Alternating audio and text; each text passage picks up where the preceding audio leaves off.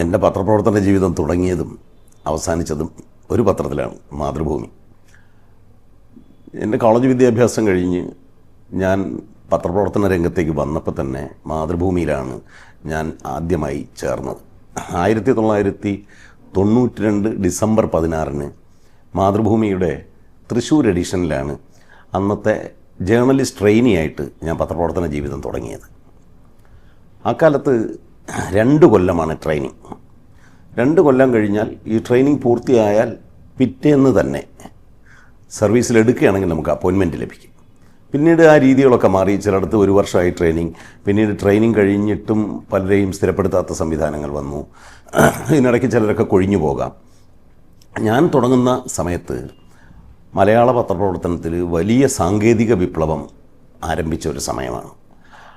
അതിൻ്റെ ഭാഗമായിട്ട് അതുവരെ മാതൃഭൂമിക്ക് 3 എഡിഷനുകൾ മാത്രമേ ഉണ്ടായിരുന്നുള്ളൂ. 1923 മാതൃഭൂമി തുടങ്ങിയത്.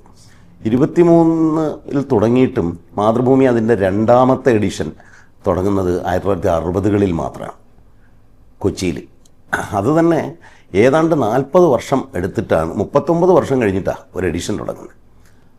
അതുതന്നെ 2ാമത്തെ എഡിഷൻ തുടങ്ങുന്ന ആദ്യത്തെ മലയാള പത്രമാണ് അന്ന് മാതൃഭൂമി. 60കളുടെ തുടക്കത്തിൽ കൊച്ചിയിൽ വരുമ്പോൾ അത് കഴിഞ്ഞാണ് മനോരമ കോഴിക്കോട് തുടങ്ങുന്നു. പിന്നെ എഡിഷനുകളുടെ ബഹളായി. 1980 മാതൃഭൂമി 3ാമത്തെ എഡിഷൻ തുടങ്ങുന്നുള്ളൂ. മനോരമ തലസ്ഥാനമായ തിരുവനന്തപുരത്ത് കേരളകൗമുദി മാത്രമാണ് ഉണ്ടായിരുന്ന പത്രം.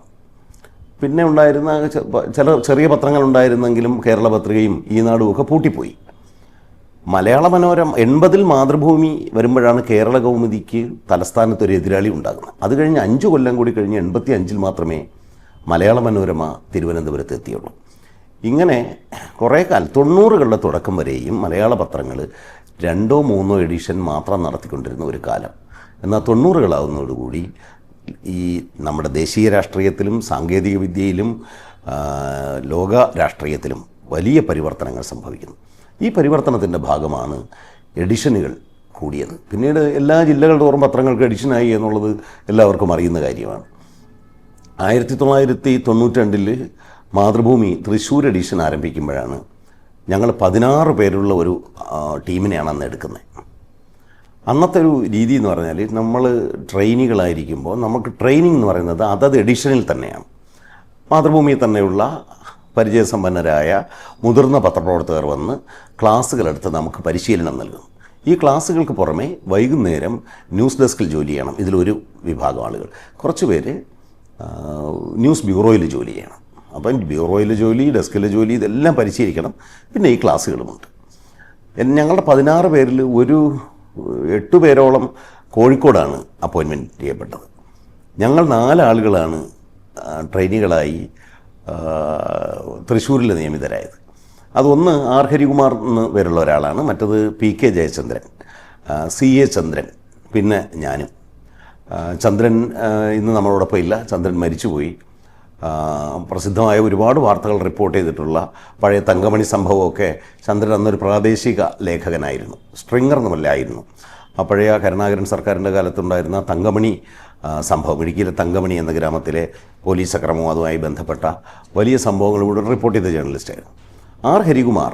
പിന്നീട് കേരളത്തിലെ ഏറ്റവും പ്രധാനപ്പെട്ട രാഷ്ട്രീയ ലേഖകന്മാരിൽ ഒരാളായി മാറി. CPMൻ്റെ കാര്യങ്ങൾ ഏറ്റവും അധികം റിപ്പോർട്ട് ചെയ്തിട്ടുള്ള ആളുകളൊരാളും, പ്രത്യേകിച്ചും CPMലെ പിണറായി അച്യുതാനന്ദൻ വിഭാഗീയത, അങ്ങനെയുള്ള ഒരുപാട് പ്രശ്നങ്ങളുണ്ടായ സമയത്ത് ഹരികുമാറിൻ്റെ റിപ്പോർട്ടുകൾ വലിയ കോളിളക്കം സൃഷ്ടിച്ചു. ഒരു റിപ്പോർട്ടർ എന്നുള്ള നിലയിലാണ് പിന്നീട് ഹരികുമാർ ശ്രദ്ധേയനായി തീർന്നത്. എൻ്റെ ഒപ്പം ഉണ്ടായിരുന്ന 3ാമത്തെ ആൾ PK ജയചന്ദ്രൻ. അദ്ദേഹം ചിറയൻകീഴുകാരനാണ്. നേരത്തെ പറഞ്ഞ ഹരികുമാർ കരുനാഗപ്പള്ളിക്കാരനാണ്. PK ജയചന്ദ്രൻ എന്നെപ്പോലെ ഡെസ്കിൽ ഒരുപാട് കാലം ജോലി ചെയ്തു. പിന്നീട് അദ്ദേഹം റിപ്പോർട്ടറായി മാറുകയും Thrissur bureau chief, Kochi bureau chief തുടങ്ങിയ രംഗങ്ങളിലെത്തുകയും ചെയ്തു. ഇപ്പോഴും ജയചന്ദ്രൻ മാതൃഭൂമി തുടരുന്നുണ്ട്. മാതൃഭൂമിയുടെ കോട്ടയം ന്യൂസ് എഡിറ്ററായിട്ടാണ് ജയചന്ദ്രൻ പ്രവർത്തിക്കുന്നത്. ആർ ഹരികുമാർ ആകട്ടെ എന്നെപ്പോലെ തന്നെ ഞങ്ങൾ ഒരേ സമയത്ത് തന്നെ ജോയിൻ ചെയ്യുകയും ഒരേ മുറിയിൽ താമസിച്ചുകൊണ്ട് പത്രപ്രവർത്തനം നടത്തുകയും ചെയ്തിട്ട് പിന്നീട് പല എഡിഷനുകളിൽ പോയി. ഒടുവിൽ ഞങ്ങൾ ഒരുമിച്ച് തന്നെയാണ് മാതൃഭൂമിയിൽ നിന്ന് രാജിവെച്ച് സ്വതന്ത്രരായി തീർന്നത്. ഞങ്ങൾ 2 പേരും രാജിവെച്ച് മറ്റ് പത്രങ്ങളിലോ പോവുകയോ പത്രപ്രവർത്തനം നടത്തുകയോ ഒന്നും ചെയ്തില്ല. വളരെ സമാധാനമായി എഴുതിയും വായിച്ചും ഒക്കെ ജീവിക്കുന്നു.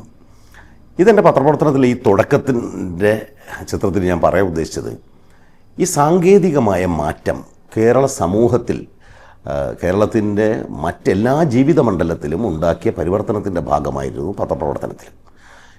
തൃശ്ശൂർ എഡിഷൻ തുടങ്ങുന്നതോടെ ഈ മാതൃഭൂമിയുടെ വളർച്ച അതിവേഗത്തിലാകുന്നു. 1980 തിരുവനന്തപുരത്ത് മാതൃഭൂമി ഓഫ്സെറ്റ് പ്രസ് അവതരിപ്പിച്ചുകൊണ്ട് മലയാള പത്രത്തിൽ ഒരു വലിയ സാങ്കേതിക വിപ്ലവം തുടങ്ങി. അതുവരെ ബ്ലോക്ക് പ്രിൻറ്റിംഗ് ആയിരുന്നു, ചിത്രങ്ങളൊക്കെ ബ്ലോക്ക് എടുത്ത് അച്ചടിക്കുന്നതാണ്. അപ്പോൾ അതിൻ്റെ തെളിമ വളരെ കുറവാണ്. പക്ഷെ അന്ന് കണ്ട ആളുകൾക്ക് അതിൽ തെളിമ കുറവാണെന്നൊന്നും തോന്നിയിരുന്നില്ല. പിന്നീട് ഓഫ്സെറ്റ് വന്നപ്പോഴാണ് ഈ തെളിമ വന്നത്. പക്ഷേ 92 തൃശ്ശൂർ എഡിഷൻ വരുന്നതോടുകൂടി മറ്റൊരു പരിവർത്തനം പത്രപ്രവർത്തന രംഗത്ത് വരുന്നു. അത് മാതൃഭൂമി മാത്രമല്ല, മനോരമയിലും കേരള കൗമുദിയിലും ഒക്കെയും പരിവർത്തനം വരുന്നു. ഈ ഫാക്സ്മിലി സംവിധാനം, പിന്നെ ചിത്രങ്ങൾ അതിവേഗം കളറിൽ തന്നെ കമ്പ്യൂട്ടറിൻ്റെ മോഡം വഴി മറ്റ് യൂണിറ്റുകളിലേക്ക്, മറ്റ് സ്ഥലങ്ങളിലേക്ക് എത്തിക്കാനുള്ള പുതിയ സംവിധാനം വരും.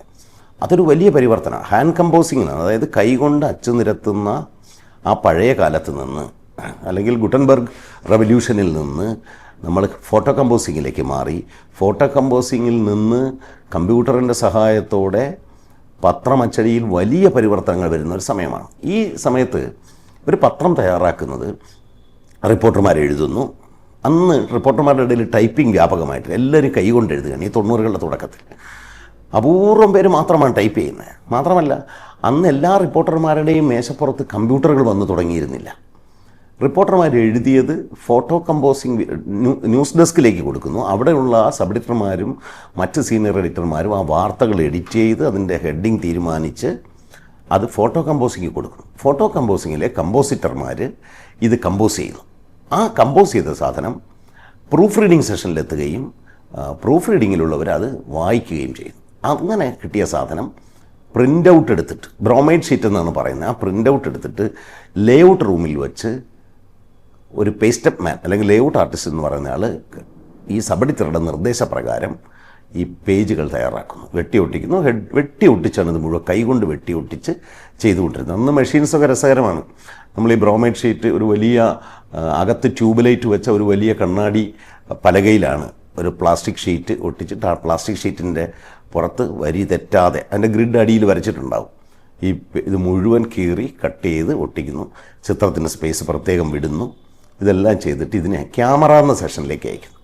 അപ്പോൾ ക്യാമറ എന്ന് പറഞ്ഞാൽ സാധാരണ ഫോട്ടോ എടുക്കുന്ന ക്യാമറയല്ല, മറിച്ച് ഈ ഒരു ന്യൂസ് പേപ്പറിൻ്റെ ബ്രോഡ് ഷീറ്റിൻ്റെ വലിപ്പമുള്ള ഫിലിമിൽ ഇത് പകർത്തിയെടുക്കുന്ന ക്യാമറയാണ്.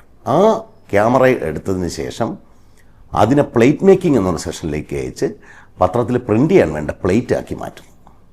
ഇത് അധികകാലമൊന്നും തുടർന്നില്ല. ഇന്ന് ആ സംഗതി CTP എന്ന് പറഞ്ഞ സ്ഥിതിയിലാണ് നമ്മൾ എത്തിയിരിക്കുന്നത്, കമ്പ്യൂട്ടർ ടു പ്ലേറ്റ്. അപ്പോൾ ഈ ക്യാമറ എന്ന് പറഞ്ഞ ഒരു സെഷൻ തന്നെ ഇല്ലാതായി, ആ ഉപകരണം നമുക്ക് ആവശ്യമില്ലാതായി. പിന്നെ മാത്രമല്ല, ഈ പേജ് വെട്ടി ഒട്ടിച്ചിരുന്ന പശയൊക്കെ തേച്ച് അവസാനം വെട്ടിക്കളയുന്ന വരികളൊക്കെ നിലത്ത് വീണ് കിടക്കും. ഓഫീസിൽ നിന്ന് വീട്ടിൽ പോകുമ്പോൾ ഈ ചെരുപ്പിൻ്റെ അടിയിൽ മുഴുവൻ വാർത്തകളുടെ കഷണങ്ങൾ ഇങ്ങനെ ഒട്ടിയിരുന്ന ഒരു കാലമുണ്ട്. ചെന്ന ഉടനെ മെഴുക് തേച്ച് ഇളക്കി ചുരണ്ടിക്കളയണം. വഴിയിലൊക്കെ വാർത്ത വിതറിക്കൊണ്ടാണ് അന്ന് സബ് എഡിറ്റർമാർ രാത്രി വീട്ടിലേക്ക് മടങ്ങിക്കൊണ്ടിരുന്നത്. പക്ഷേ ഇന്ന് അതെല്ലാം മാറി. എല്ലാവരും കമ്പ്യൂട്ടറിൽ സോഫ്റ്റ്വെയറുകളിൽ പേ ചെയ്യുന്നു.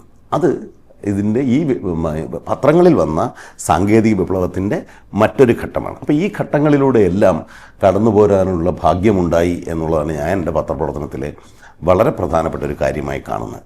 കാരണം പത്രം വാർത്തകൾ മാത്രമല്ല, നമ്മളെപ്പോഴും പുസ്തകം വായിക്കുമ്പോഴും പത്രം വായിക്കുമ്പോഴൊക്കെ അതിലെ വാർത്ത, ആ വാർത്തയുടെ ഇമ്പാക്റ്റ് എന്താണ്, അത് മാത്രമേ നമ്മൾ ആലോചിക്കാറുള്ളൂ. നമ്മളെപ്പോഴും അതിൻ്റെ ബിബ്ലിയോഗ്രഫിക് കോഡ് എന്ന് പറയുന്നത് അതിൻ്റെ വാക്കുകളിലാണ് നമ്മൾ നിൽക്കുന്നത്, ഭാഷ, സൗന്ദര്യം. എന്നാൽ പത്രം ഒരു ഉൽപ്പന്നമാണ്, ഒരു നിർമ്മിതിയാണ്. അതിൻ്റെ പിന്നിലൊരു വലിയ സാങ്കേതിക വിദ്യയുണ്ട്.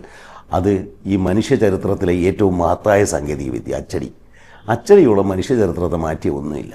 ഞാൻ ആ പത്രപ്രവർത്തനത്തെ കാണുന്നത് അച്ചടി എന്ന് പറഞ്ഞ സാങ്കേതിക വിദ്യ മനുഷ്യ ചരിത്രത്തിൽ വരുത്തിയ മാറ്റത്തിൻ്റെ ചരിത്രം എന്നെ അങ്ങേറ്റം ആകർഷിക്കുന്നതും എൻ്റെ ചിന്തയെ എപ്പോഴും പ്രചോദിപ്പിക്കുന്നതുമാണ്.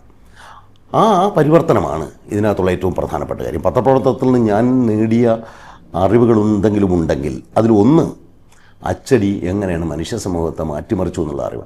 പിന്നീടുള്ള എൻ്റെ സാഹിത്യ നിരൂപണ ജീവിതത്തിലും എൻ്റെ മറ്റ് സാംസ്കാരിക ചരിത്ര രചനാ സന്ദർഭങ്ങളിലുമൊക്കെ ഈ അച്ചടിയുടെ ചരിത്രവും അച്ചടിയെക്കുറിച്ചുള്ള ചിന്തയും കടന്നു വരുന്നതിനും ഒക്കെ ഈ പത്രപ്രവർത്തനത്തിൽ നിന്നുള്ള ഈ സാങ്കേതിക പരിചയം എന്നെ സഹായിച്ചിട്ടുണ്ട്. ഞാൻ എൻ്റെ പത്രപ്രവർത്തന പരിശീലന കാലത്തെക്കുറിച്ച് പറയാം. അതായത് ഞാൻ ജേർണലിസ്റ്റ് ട്രെയിനിയായി സബ് എഡിറ്ററായി തീരുന്നതിന് മുമ്പുള്ള ഈ ട്രെയിനിങ് കാലം മാതൃഭൂമിയിൽ അന്ന് ഈ ട്രെയിനിങ്ങിൻ്റെ ചുമതല വഹിച്ചത് സി ഉത്തമക്കുറുപ്പ് എന്ന് പറഞ്ഞ മുതിർന്ന പത്രപ്രവർത്തകനാണ്.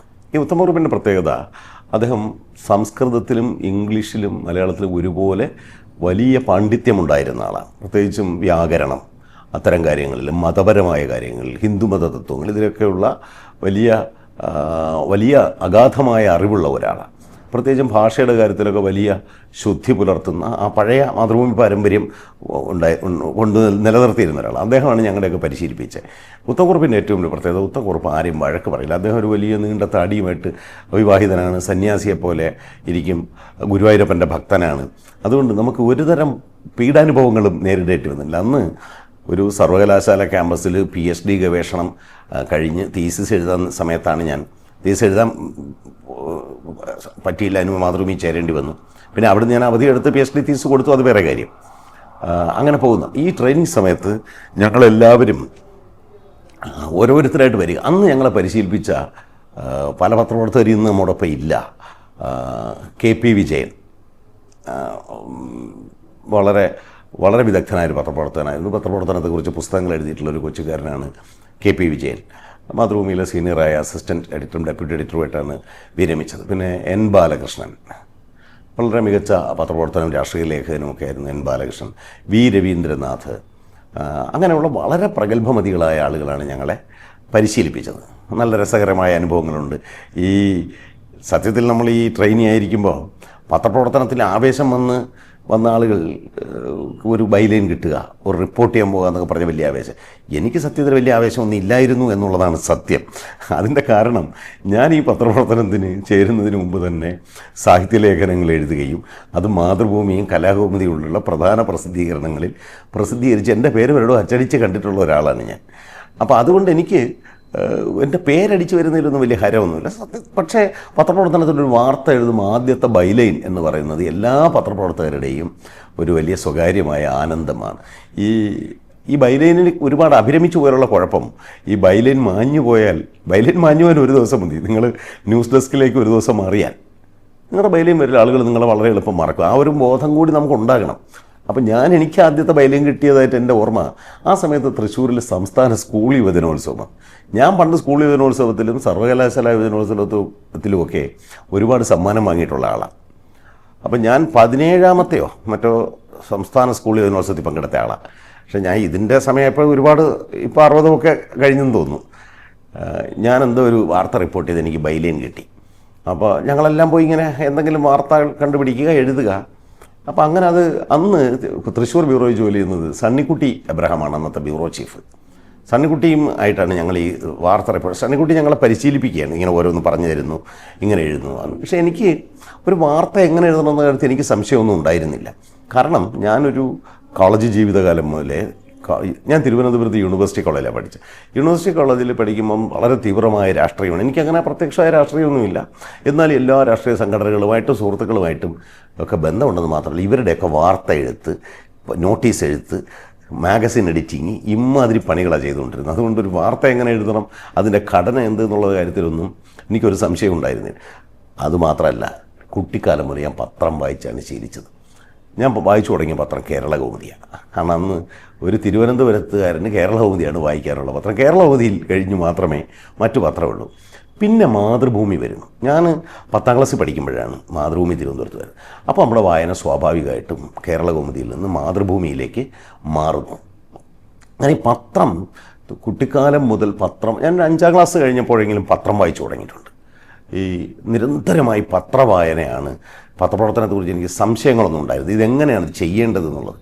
പക്ഷേ എന്നാലും പരിശീലനത്തിനിടയിലാണ് നമ്മൾ ഈ വാർത്ത എഴുത്തല്ല പത്രപ്രവർത്തനം, അതതിൻ്റെ ഒരു ചെറിയ ഭാഗം മാത്രമേ ഉള്ളൂ. പത്രനിർമ്മാണം എന്ന് പറയുന്നത്, എഡിറ്റിംഗ് എന്ന് പറയുന്നതാണ് പത്രത്തിൻ്റെ ഏറ്റവും സർവപ്രധാനമായ കാര്യം. ഈ ആളുകൾ ഇങ്ങനെ എഴുതുന്നതിലല്ല, അതിവിദഗ്ധനായൊരു എഡിറ്ററുടെ കൈ കിട്ടുമ്പം അതിൻ്റെ തലക്കെട്ട് മാറുന്നു, വാർത്തയുടെ ആംഗിൾ മാറുന്നു, അത് സൂക്ഷ്മമാകുന്നു. ആ പ്രിസിഷൻ, അതോടുള്ള എഡിറ്റിംഗ്, അത് മുഴുവൻ ട്രെയിനിങ്ങിൽ നിന്നാണ് നമുക്ക് കിട്ടുന്നത്. പിന്നെ ലേഔട്ട്, പത്രത്തിൻ്റെ ലേഔട്ടിന് ഒരുപാട് കാര്യങ്ങൾ ചെയ്യണം. ഒരു വാർത്തയുടെ പൊസിഷനാണ് വാർത്തയുടെ ആഘാതം തീരുമാനിക്കുന്നത്. അപ്രധാനമായിട്ട് എവിടെയെങ്കിലും കൊടുത്താൽ ആ വാർത്തയ്ക്ക് അത്ര ശക്തി ഉണ്ടാകണമെന്നില്ല. ശ്രദ്ധിക്കപ്പെടാത്ത ഹെഡിങ് കൊടുത്താലും ഉണ്ടാവില്ല. പക്ഷേ ഈ കാര്യങ്ങളെല്ലാം എനിക്ക് അവിടെ നിന്ന് കിട്ടി. മാത്രമല്ല, ഞാൻ എൻ്റെ ട്രെയിനിങ് സമയത്ത് എൻ്റെ ഒപ്പം പ്രവർത്തിച്ചിരുന്ന പലരും അന്ന് അവർ വളരെ യങ്സ്റ്റേഴ്സ് ആയിരുന്നുവെങ്കിലും എന്നെക്കാൾ സീനിയറായ ഇവരൊരു മലയാള പത്രപ്രവർത്തനത്തിൽ വലിയ സംഭാവനകൾ ചെയ്ത ആളുകളാണ്. ഇപ്പോൾ സണ്ണിക്കുട്ടി എബ്രഹാം തന്നെ ദീർഘകാലം കോൺഗ്രസിൻ്റെ രാഷ്ട്രീയം പിന്തുടരുകയും ഒക്കെ ചെയ്ത ഒരു രാഷ്ട്രീയ ലേഖകനായിരുന്നു. അതുപോലെ തന്നെ NP രാജേന്ദ്രൻ, എൻ്റെ ഒപ്പം ന്യൂസ് ഡെസ്കിലാണ് രാജേന്ദ്രൻ, അന്ന് സബ് എഡിറ്ററാണ് രാജേന്ദ്രൻ. ഈ രാജേന്ദ്രൻ പിന്നീട് മീഡിയ അക്കാഡമിയുടെ ചെയർമാനായി ഇന്ദ്രൻ എന്ന പേരിൽ വിശേഷാൽ പ്രതി എന്ന് പറഞ്ഞ ഒരു കോളം 2 പതിറ്റാണ്ട് കാലം മാതൃഭൂമിയിൽ എഴുതി. ഏറ്റവും ദീർഘമായിട്ടൊരു പൊളിറ്റിക്കൽ കോളം എഴുതിയ ആളുകളിൽ ഒരാൾ രാജേന്ദ്രന്. വളരെയധികം ജനശ്രദ്ധ നേടിയ ഒരു പത്രപംക്തിയായിരുന്നു അത്. അതുപോലെ തന്നെ രാജേന്ദ്രൻ പത്രപ്രവർത്തനത്തിലെ ധാർമ്മികത അങ്ങേയറ്റം ഉയർത്തിപ്പിടിക്കുകയും പത്രപ്രവർത്തക യൂണിയൻ്റെ നേതാവ് എന്നുള്ള നിലയിലും പൊതുവെ രാഷ്ട്രീയ രംഗത്തും ഭരണാധികാരികൾക്കുമൊക്കെ അദ്ദേഹം ധാർമ്മികവും സത്യസന്ധവുമായ നിലപാടുകളെടുക്കുന്ന ഒരാളാണെന്ന അഭിപ്രായം സൃഷ്ടിച്ച ഒരു ജേർണലിസ്റ്റാണ്.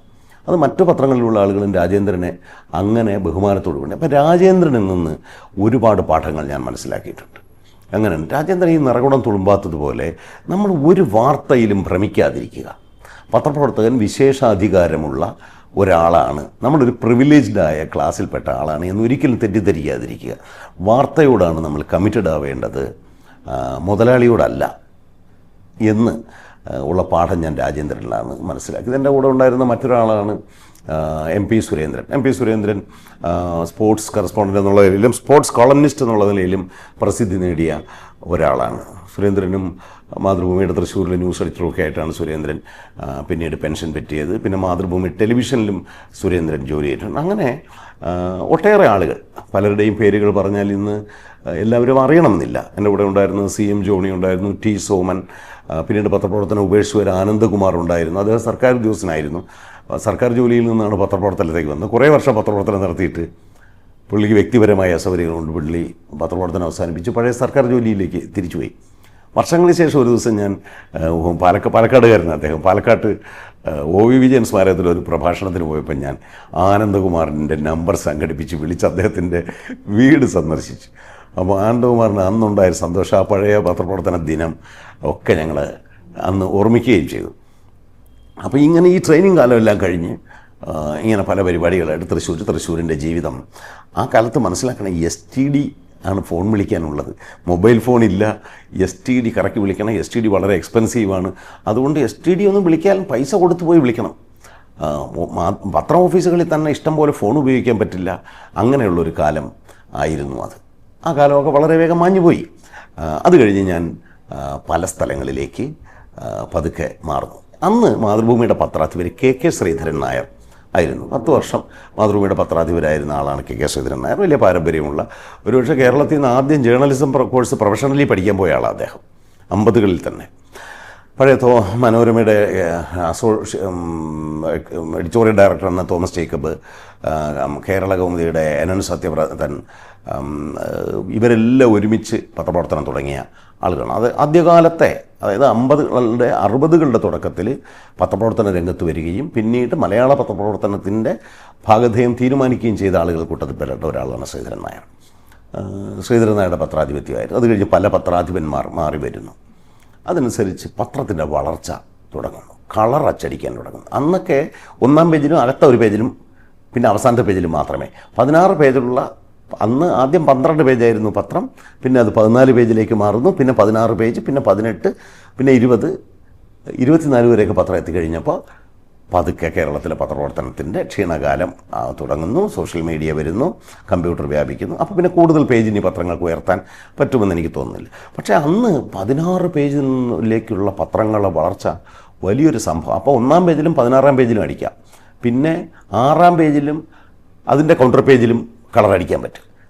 പതുക്കെ അത് പിൽക്കാലത്ത് എല്ലാ പേജുകളിലും കളറടിക്കുന്ന രീതിയിലേക്ക് മലയാളത്തിലെ ഏതാണ്ട് എല്ലാ പത്രങ്ങളും മാറുകയുണ്ടായി. ഇങ്ങനെ ഈ കാലത്തിനിടയിൽ ഞാൻ അവിടെ നിന്ന് എൻ്റെ ട്രെയിനിങ് കാലയളവ് കഴിഞ്ഞപ്പോൾ മാതൃഭൂമി ഒരു എഡിഷൻ കൂടെ തുടങ്ങി. അത് ഞാൻ അവിടെ തൃശ്ശൂർ ജോലി ചെയ്യുമ്പം തന്നെ കണ്ണൂരിൽ ഒരു എഡിഷൻ ആരംഭിച്ചു മാതൃഭൂമി. അതായത് വളരെ വേഗം വർഷം തോറും എഡിഷൻ വരികയാണ്. ഈ എഡിഷൻ അങ്ങോട്ട് തുടങ്ങി, അത് കഴിഞ്ഞ് 6 മാസം കഴിയുമ്പോൾ കോട്ടയത്ത് പുതിയ എഡിഷൻ തുടങ്ങും. കോട്ടയത്ത് പുതിയ എഡിഷൻ തുടങ്ങിയപ്പോൾ കോട്ടയത്തേക്ക് എന്നെ മാറ്റുന്നു. അപ്പം ഞാനും പി കെ ജയചന്ദ്രനെയൊക്കെ കോട്ടയത്തേക്ക് മാറ്റി. അപ്പോൾ കോട്ടയത്ത് പത്രം തുടങ്ങുന്നതിന് 1 മാസം മുമ്പേ ജോയിൻ ചെയ്യാൻ പറഞ്ഞു.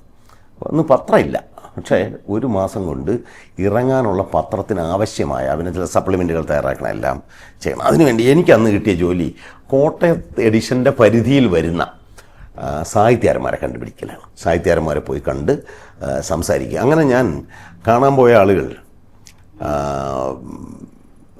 അന്ന് ബഷീർ മരിച്ചുപോയി. അതുകൊണ്ട് ബഷീറിൻ്റെ കുടുംബത്തിൽ പോയി കണ്ട് എല്ലാവരെയും. തലയോരപ്പറമ്പിൽ പോയി അതിൻ്റെ കഥകൾ, അബൂബക്കറിൻ്റെയൊക്കെ കഥകൾ എഴുതി. പൊൻകുന്നം വർക്കി ജീവിച്ചിരിപ്പുണ്ടെന്ന്. അന്ന് വർക്കി സാറിനെ കാണാൻ പോകണമെങ്കിൽ ചുമ്മാ എന്ന വർക്കി സാർ സംസാരില്ല, ഓടിക്കും നമ്മളെ. വർക്കി സാറിനെ കാണാൻ ചില ആചാരങ്ങളും തിരുമുൽ കാഴ്ചയൊക്കെ ആയിട്ട് വർക്കി സാറിനെ ലഹരി പിടിപ്പിക്കുന്ന ചില തിരുമുൽ കാഴ്ചകളുമായിട്ട് വേണം പോയാൽ. ഞാനങ്ങനെ വർക്കി സാറിനെ കാണാൻ പോയി. അപ്പോൾ എനിക്ക് അദ്ദേഹത്തിന് നമുക്ക് വലിയ ആരാധനയാണല്ലോ. കുട്ടിക്കാലത്ത് അദ്ദേഹത്തെ വായിച്ചാണ് നമ്മളെല്ലാം വളർന്നത്, പഠിച്ചതാണ് അദ്ദേഹത്തിൻ്റെ കഥകൾ. അങ്ങനെ ഞാൻ പോയപ്പോൾ അന്ന് മാതൃഭൂമിയുടെ കെ മാത്യു എന്ന് പറയുന്ന ലേഖനുണ്ട്. മനോരമയുടെ കെ മാത്യു അല്ല, പാമ്പാടി എന്ന് പറഞ്ഞ സ്ഥലത്തെ മാതൃഭൂമിയുടെ പ്രാദേശിക എൻ്റെ പേര് കെ മാത്യു എന്നായിരുന്നു. അപ്പം ഞാൻ ഇങ്ങനെ അയാളോട് പറയുമായിരുന്നു, എൻ്റെ മാത്യു ഇങ്ങനെ ഒരു ശപിക്കപ്പെട്ട പേരാണല്ലോ കിട്ടി, ആരെങ്കിലും ഇയാളെ ഓർമ്മിക്കുമോ? സാക്ഷാൽ കെ മാത്യുവിനല്ലേ എല്ലാവരും ഓർമ്മിക്കും. അങ്ങനെ കെ മാത്യു എന്നെ വിളിച്ചുകൊണ്ട് വർഗീസാറിൻ്റെ അടുത്ത് പോയി. വർഗീസാറിൻ്റെ അടുത്ത് എന്നിരുന്ന് ഈ കാഴ്ചയൊക്കെ വെച്ച് ഒരുപാട് നേരം സംസാരിച്ച്. അന്ന് ഒറ്റയ്ക്കാണ് താമസിക്കുന്നത്, കാലിലൊക്കെ വലിയ നീരും വിഷം, പക്ഷേ ആ വീര്യത്തിനൊന്നും ഒരു കുറവും ഉണ്ടായിരുന്നില്ല. അങ്ങനെ പിന്നെ ഞാൻ എം എൻ ഗോവിന്ദൻ നായരെ കാണാൻ പോയി. അതായത് ഹാസ്യ സാഹിത്യം എഴുതിയിരുന്ന വക്കീലായിരുന്ന എം എൻ ഗോവിന്ദൻ. അപ്പോൾ ഞാൻ എമ്മനെ വിളിച്ചു, ഞാൻ ഫോണിൽ വിളിച്ചിട്ട് ഞാൻ അങ്ങോട്ട് വരാം എന്ന് പറഞ്ഞപ്പോൾ വഴി പറഞ്ഞു. അങ്ങോട്ട് ടൗണിൽ തന്നെയാണ് താമസിക്കുന്നത്. അപ്പോൾ എമ്മൻ പറഞ്ഞൊരു അതെ വഴി അറിഞ്ഞുകൂടെങ്കിൽ അവിടെ വന്നിട്ടേ അരവിന്ദൻ്റെ അച്ഛൻ്റെ വീട് ഏതെന്ന് ചോദിച്ചാൽ മതി എന്ന് പറഞ്ഞു. അതായത് പ്രശസ്ത ചലച്ചിത്ര സംവിധായകനായ ജി അരവിന്ദൻ്റെ പിതാവ് കൂടിയാണ് എം എൻ ഗോവിന്ദൻ നായർക്ക്. സത്യത്തിൽ അദ്ദേഹത്തിന് ഈ അഡ്രസ്സൊന്നും വേണ്ട, എം എൻ ഗോവിന്ദൻ നായരുടെ പേര് തന്നെ ധാരാളം. എന്നാൽ എമ്മൻ്റെ ആ ഫലിതബോധം കൊണ്ട് എം എൻ പറയുന്നത് അരവിന്ദൻ്റെ അച്ഛനായിരുന്നു ചോദിച്ചാൽ എല്ലാവർക്കും അറിയാം എന്ന് പറഞ്ഞ് എനിക്കിപ്പോഴും ഓർമ്മയാണ്. അങ്ങനെ ആ കോട്ടയത്തെ കുറേ അധികം എഴുത്തുകാരെ ഞാൻ കാണുന്നു. അങ്ങനെ ഡി സി ബുക്സിൽ ഇടയ്ക്കിടയ്ക്ക് ഞാൻ ഡി സി സാറിനെ ഒന്ന് കാണാൻ പോകും. എനിക്ക് ഡി സി കിഴക്കേമുറിയായിട്ട് അതിന് മുമ്പേ തന്നെ ബന്ധമുണ്ട്. ഡി സി ബുക്സ് എൻ്റെ പുസ്തകം, ഞാൻ മാതൃപത്രപ്രവർത്തനമൊക്കെ തുടങ്ങുന്നതിന് മുമ്പ് തന്നെ ഡി സി ബുക്സ് എൻ്റെ പുസ്തകം പ്രസിദ്ധീകരിച്ചിട്ടുണ്ട്. എന്നാലും ഞാൻ വെറുതെ ഡി സാറിനെ ഇടയ്ക്കിടയ്ക്ക് കാണും. ഡി സാറിൻ്റെ ഒരുപാട് കഥകളും, ഡി സാർ ഇതുപോലെ നമുക്ക് ഒരുപാട് കാര്യങ്ങൾ ജീവിതത്തിൽ പഠിക്കാൻ പറ്റിയൊരു വലിയ പാഠപുസ്തകമാണ്. ഇങ്ങനെ ഈ കോട്ടയം ജീവിതം ഒരുപാട് രസകരമായ അനുഭവങ്ങളിലൂടെ കടന്നുപോയി. ഈ എഡിഷൻ തുടങ്ങുന്നു. തകഴിയാണ് മാതൃഭൂമിയുടെ എഡിഷൻ ഉദ്ഘാടനം ചെയ്യുന്നത്. അപ്പോൾ ഇതിനിടയ്ക്ക് ഞാൻ തകഴിയെ കാണാൻ പോക്കുണ്ട്. പത്തനംതിട്ടയിലൊക്കെ പോയി അവിടെയുള്ള സാഹിത്യകാരന്മാരെ എല്ലാം കണ്ടുപിടിച്ച് കടമനിട്ട രാമകൃഷ്ണനെ മാത്രം കണ്ടുപിടിക്കാൻ പറ്റിയില്ല. അപ്പോൾ പിന്നെ അത് അവിടെ നിന്നുള്ള കറസ്പോണ്ടൻ്റ് തന്നെ സി ഹരികുമാർ എന്ന കറസ്പോണ്ടൻ്റ്, അദ്ദേഹം അത് കൈകാര്യം ചെയ്തു. അങ്ങനെ കോട്ടയം എഡിഷൻ ആരംഭിക്കുന്നു. കോട്ടയം എഡിഷൻ ആരംഭിച്ചപ്പോൾ ഞങ്ങൾ അന്ന് ഡെസ്കിൽ എൻ്റെ കൂടെ ഉണ്ടായിരുന്നത് ജോയ് വർഗീസ് മരിച്ചുപോയി. പിന്നെ സി ഹരികുമാർ, അദ്ദേഹം മരിച്ചുപോയി. സി ഹരികുമാർ നല്ല ഹാസ്യം എഴുതിയിരുന്ന ഒരു വക്രദൃഷ്ടി എന്നൊരു ഹാസ്യപംക്തി എഴുതിയിരുന്ന ഒരാളാണ് സി ഹരികുമാർ. അങ്ങനെ ഞങ്ങൾ കുറച്ച് ആളുകൾ ചേർന്നിട്ട് PR പരമേശ്വരൻ, KG ജ്യോതിർഘോഷ്, അങ്ങനെ എല്ലാവരും, KS ജോസഫായിരുന്നു ഞങ്ങളുടെ ന്യൂസ് എഡിറ്റർ. വളരെ വൈബ്രൻ്റ് ആയിരുന്ന, ഒരുപക്ഷെ ഞാൻ ഇതുവരെ ജോലി ചെയ്തിട്ടുള്ള ഏറ്റവും മികച്ച ന്യൂസ് എഡിറ്റർ KS ജോസഫായിരുന്നു. ഞങ്ങൾ ജോസങ്കിൾ എന്നാണ് വിളിച്ചിരുന്നത്. അപ്പോൾ ജോസഫിൻ്റെ കൂടെ ഞങ്ങൾ ജോലി ചെയ്യുന്നു. ഒരു ഫാമിലി പോലെ ഞങ്ങൾ അങ്ങനെ. ഞാനങ്ങനെ മാതൃഭൂമിയുടെ കോട്ടയം എഡിഷനിൽ ജോലി ചെയ്യുമ്പോഴാണ് 1997 എനിക്ക് സാഹിത്യ നിരൂപണത്തിനുള്ള സാഹിത്യ അക്കാദമി അവാർഡ് കിട്ടുന്നത്. അപ്പോൾ ഞാൻ ഈ എൻ്റെ പത്രപ്രവർത്തന ജീവിതത്തിന് ഒപ്പം പത്രപ്രവർത്തനമായിട്ട് ഒരിക്കലും ഞാൻ എൻ്റെ സാഹിത്യ ജീവിതത്തെ കൂട്ടിക്കുഴച്ചിട്ടില്ല. എൻ്റെ സാഹിത്യത്തിലുള്ള ഞാൻ എഴുതുന്ന സാഹിത്യ നിരൂപണത്തിലെ ഭാഷ ചിലപ്പോൾ എല്ലാവർക്കും പെട്ടെന്ന് മനസ്സിലാകണമെന്നില്ല, കഠിനമായ ആശയങ്ങളുണ്ടാകും, രൂക്ഷതയുണ്ടാകും. പക്ഷേ ഇതൊന്നും തന്നെ ഞാൻ പത്രപ്രവർത്തനത്തിൽ പ്രവേശിപ്പിച്ചിട്ടില്ല. പത്രപ്രവർത്തനവും സാഹിത്യവും രണ്ടായിട്ട് തന്നെ, അത് 2 ആളുകൾ എഴുതുന്നതെന്നാണ് ഞാൻ അന്ന് പറഞ്ഞിരുന്നത്. അങ്ങനെ കൊണ്ടുവന്നത് കൊണ്ടാണ് എനിക്ക് സാഹിത്യത്തിൽ നിലനിൽക്കാൻ കഴിഞ്ഞത്. അല്ലെങ്കിൽ നമ്മൾ ഒരുപാട് എഴുത്തുകാർ എനിക്കറിയാം, എത്രയോ പേര് വലിയ മിടുക്കരായ എഴുത്തുകാരായിരുന്നു കോളേജ് വെച്ച്, വലിയ ഭാവി പ്രതീക്ഷ ഉയർത്തി. പിന്നീട് അവർ ഒരു ആദർശത്തിൻ്റെയും ആവേശത്തിൻ്റെയും ഒക്കെ പേരിലാണ് പലരും പത്രപ്രവർത്തനത്തിൽ ചേരുന്നത്. പത്രപ്രവർത്തനത്തിൽ ആണ്ട് മൊഴി കഴിഞ്ഞ് ഇവരുടെ സാഹിത്യം എല്ലാം അവസാനിച്ച് ഒന്നും എഴുതാൻ പറ്റാത്ത ആളുകളായി മാറിയിട്ടുണ്ട്. അപ്പോൾ ഞാൻ അത് സംഭവിക്കരുത് എന്ന കൃത്യമായ ബോധത്തോടെ വ്യക്തമായൊരു ഡിസിപ്ലിനിൽ കാര്യങ്ങൾ ചെയ്തിരുന്നു. അതുകൊണ്ടാണ് എനിക്കത് കഴിഞ്ഞത്. ഞാൻ മാതൃഭൂമി കോട്ടയത്ത് ജോലി ചെയ്യുമ്പോൾ എനിക്ക് അവാർഡ് കിട്ടുന്നത് അതെനിക്ക് ഇപ്പോഴും മറക്കാൻ പറ്റാത്ത ഓർമ്മ. ഈ രാത്രി ജോലി ചെയ്യുന്ന എല്ലാ സബ് എഡിറ്റർമാരും ഉച്ചയുറക്കക്കാരാണ്. കാരണം ഓരോ ആഴ്ച തോറും ഷിഫ്റ്റ് മാറുന്നു. 9 മണി രാത്രി 9-ന് തുടങ്ങി വെളുപ്പിന് 3:30-ക്ക് അവസാനിക്കുന്ന ഷിഫ്റ്റ്. അത് 3:30 ഷിഫ്റ്റ് എന്ന് വെച്ചാൽ 4 മണി ആയാലും ഇറങ്ങാൻ പറ്റില്ല. കാരണം പല പ്രശ്നങ്ങളാണ്. പത്രം വൈകും, വന്ന് അവിടെ ആർക്കും ഉറങ്ങാനൊന്നും പറ്റില്ലല്ലോ. വീട്ടിൽ വന്ന് ഫ്രഷായി വന്ന് ഉറങ്ങാൻ കിടന്ന് പിന്നെ അങ്ങ് ഉറങ്ങിപ്പോകും. പക്ഷേ അന്നും പുലർച്ചയ്ക്ക് വന്ന് കിടന്നാലും ഞാൻ വെയിലുദിക്കുമ്പോൾ എണീക്കും. കാരണം എണീറ്റ് ബ്രേക്ക്ഫാസ്റ്റ് കഴിച്ച് പിന്നെ ഉറങ്ങുക എന്നുള്ളതായിരുന്നു എൻ്റെ ഒരു തീരുമാനം. ഈ ഡിസിപ്ലിനൊക്കെ എന്നെ സഹായിച്ചിട്ടുണ്ട്. എൻ്റെ വായിക്കാനൊക്കെ എനിക്ക് ഏറ്റവും സൗകര്യം ചെയ്തത്. ഞാൻ അങ്ങനെ ഉച്ചയ്ക്ക് കിടന്ന് ഉറങ്ങിയപ്പോൾ എനിക്ക് ഈ ലോകത്ത് ഏറ്റവും വിരോധമുള്ളൊരു കാര്യമാണ് ഈ ഉച്ചയ്ക്ക് ഉറങ്ങുമ്പോൾ വന്ന് ആരെങ്കിലും വിളിച്ചുണർത്തുന്നത്. അപ്പോൾ ആളുകൾ അറിഞ്ഞുകൂടാ ഉച്ച ഉറങ്ങുന്നത്, രാത്രി പണി ചെയ്ത് ഉച്ച ഉറങ്ങുന്നവൻ്റെ സുഖം. പിന്നെ ജീവിതത്തിലെ ഏറ്റവും ആനന്ദകരമായ ഒരു അനുഭൂതിയായിട്ട് എനിക്ക് തോന്നിയിട്ടുള്ളത് ഉച്ചയ്ക്കുള്ള ഉറക്കമാണ്. ഉച്ച ഉറക്കത്തിൻ്റെ ഇടയ്ക്ക് എൻ്റെ കൂടെ ജോലി ചെയ്യുന്ന എൻ്റെ ജൂനിയറായ അന്ന് ജയപ്രകാശ് ട്രെയിനിയാണ്, SN ജയപ്രകാശ്. പിന്നീട് വളരെ പ്രധാനപ്പെട്ട ഒരു കറസ്പോണ്ടൻ്റാണ്. പ്രത്യേകിച്ചും സാമ്പത്തിക കാര്യങ്ങൾ എഴുതുന്ന ലേഖകനാണ്. മാതൃഭൂമിയുടെ തിരുവനന്തപുരത്ത് ജോലി ചെയ്യുന്നത് SN ജയപ്രകാശ് എന്നെ എൻ്റെ വീട്ടിൽ വന്ന് വിളിച്ചുണർത്തി. കോട്ടയത്ത് ഞാൻ താമസിക്കുന്ന വാടക വീട്ടിൽ വിളിച്ചുണർത്തി. ഞാൻ നീ എന്തിനാ ഈ സമയത്ത് വന്നതെന്ന് ചോദിച്ചോ. പറഞ്ഞു, നിങ്ങൾ ഓഫീസ് വരെ വരണം, ഒരു കാര്യമുണ്ട്. ഞാൻ ചെന്ത് ഉടനെ ഈ ജയപ്രകാശ് ഒരു നാടകീയതയില്ലാതെ നിസ്സാരമായി നിങ്ങൾക്ക് സാഹിത്യ അക്കാദമി അവാർഡ് കിട്ടി. ഞാൻ വിചാരിച്ചു ഈ അവാർഡൊക്കെ കിട്ടുമ്പോൾ മനുഷ്യൻ്റെ നാടകീയമായിട്ടൊക്കെ ഒന്ന് പ്രഖ്യാപിക്കണ്ടേ, ഈ ഓസ്കറൊക്കെ പ്രഖ്യാപിക്കും പോലെ. ഇതൊന്നും സംഭവിച്ചില്ല. ഈ ജയപ്രകാശ് ഒരു വികാരവും കൂടാതെ എന്നോട് നിങ്ങൾക്ക് സാഹിത്യ അക്കാദമി അവാർഡ് കിട്ടി, ന്യൂസ് ലെറ്റർ അങ്ങോട്ട് ചെല്ലാൻ പറഞ്ഞു, നിങ്ങളുടെ ഫോട്ടോ എടുത്ത് എല്ലായിടും അയക്കാനാണ്. ഉടനെ ഞാൻ പോയി അന്ന് എൻ്റെ ഫോട്ടോ എല്ലാം എടുത്ത് എല്ലായിടും ഒക്കെ അയച്ചു. അപ്പോൾ അതിന് അങ്ങനെ അന്ന് ഈ സാഹിത്യ അക്കാദമി അവാർഡൊക്കെ കിട്ടിയാൽ ഞാൻ വഴി മാറി പോയണമെന്ന് വിചാരിച്ചുകളായിരുന്നു. സാഹിത്യ അക്കാദമി അവാർഡ് കിട്ടിയാൽ ഈ ഒരിക്കലും അകത്തെ പേജിലൊന്നും അല്ല വാർത്ത കൊടുത്തിരുന്നത്. ഇന്നതൊക്കെ അങ്ങനെ കൊടുക്കാറുള്ളൂ. അന്ന് 1-ാം പേജിലാണ് സാഹിത്യ അക്കാദമി അവാർഡ്. മാത്രമല്ല എനിക്കത് കിട്ടുമ്പോൾ പ്രായം 30 വയസ്സിലൊക്കെ താഴെ പ്രായമേ ഉള്ളൂ. എനിക്ക് സാഹിത്യ നിരൂപണത്തിൻ്റെ പുരസ്കാരമൊക്കെ സാധാരണ ഒരു 60 വയസ്സൊക്കെ ആയിട്ടല്ലേ കിട്ടൂ, പ്രായമുള്ളവർക്കല്ലേ. അപ്പോൾ മാതൃഭൂമിയിലുള്ളവർക്കെല്ലാം സന്തോഷമായി. അങ്ങനെ 1-ാം പേജിൽ എൻ്റെയും പടം വന്നു, എല്ലാം കൊള്ളാം. പക്ഷേ പിറ്റേ ദിവസം മാതൃഭൂമി കോഴിക്കോട് മാത്രം എൻ്റെ പടം വന്നില്ല. മാതൃഭൂമിയുടെ ഹെഡ് ഓഫീസിൽ നിന്ന് ഇറങ്ങുന്ന പത്രത്തിൽ എൻ്റെ പടമില്ല. അതെങ്ങനെ സംഭവിച്ചെന്ന് എനിക്ക് അറിഞ്ഞുകൂടാ. ആരുടെയോ ഒരു കുസൃതിയാണോ ഒരു അനിഷ്ടമാണോ എന്തായാലും പിറ്റേ ദിവസം വന്ന പടം. അപ്പോൾ അക്കാലത്തൊക്കെ പത്രങ്ങളിൽ ഈ പത്രത്തിൽ ചരമ വാർത്ത കൊടുക്കുമ്പം ഫോട്ടോ കിട്ടൂല എല്ലാ ദിവസവും. ഇന്നത്തെ പോലെ സംവിധാനമൊന്നും ഇല്ലാത്തതുകൊണ്ട് അപ്പം പിറ്റേ ദിവസമായിരിക്കും ഫോട്ടോ കിട്ടുന്നത്. അപ്പോൾ തലേ ദിവസം വാർത്ത കൊടുക്കും, പിറ്റേ ദിവസത്തെ പത്രത്തിൽ ഈ ഫോട്ടോ മാത്രം കൊടുത്ത് അതിൻ്റെ അടിയിൽ കഴിഞ്ഞ ദിവസം അന്തരിച്ച ഇന്നാരെന്ന് പറഞ്ഞ് കൊടുക്കും. അപ്പോൾ എൻ്റെ പിറ്റേ ദിവസത്തെ കോഴിക്കോട് മാതൃഭൂമിയിൽ എൻ്റെ ഒരു ചെറിയ ഫോട്ടോയും കൊടുത്ത് കഴിഞ്ഞ ദിവസം സാഹിത്യ അക്കാദമി അവാർഡ് കിട്ടിയ ഇന്നാരെന്ന് പറഞ്ഞ് വന്നു.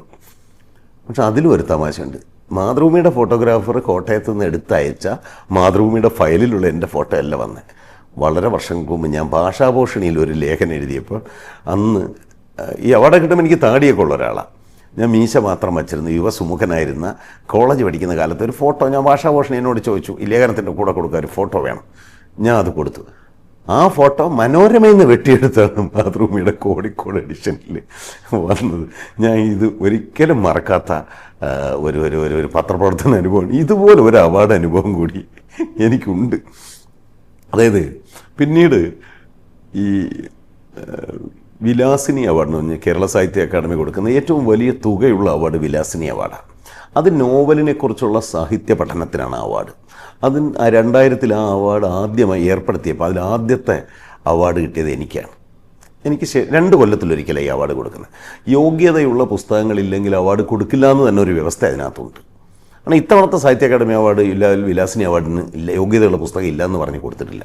എനിക്ക് 2000 കിട്ടുന്നു. അത് കഴിഞ്ഞ് 2 കൊല്ലം കഴിഞ്ഞിട്ട് M. ലീലാവതി ടീച്ചർക്കാണ് കിട്ടിയത്. 3ാമത്തെ അവാർഡ് V. രാജകൃഷ്ണനാണ്. അപ്പോൾ അങ്ങനെ ഈ വിലാസിനി അവാർഡ് കിട്ടി. ആ സമയത്ത് നമ്മുടെ നാട്ടിൽ അവാർഡിനൊരു പഞ്ഞോ ഇല്ല എന്നറിയാമല്ലോ, എന്തിനും അവാർഡാണ്. അപ്പോൾ പത്രപ്രവർത്തകർക്കും കുറേ അവാർഡ് കൊടുക്കുന്ന സമയമായിരുന്നു. അപ്പോൾ ഈ പല സംഘടനകൾ ഈ അവാർഡ് കൊടുക്കുന്നത് അവരുടെ സംഘടനയ്ക്ക് ഒരു പേര് വരാനും പത്രത്തിൽ വാർത്ത വരാനും പത്രക്കാർക്ക് കൊടുത്താൽ വരുമല്ലോ.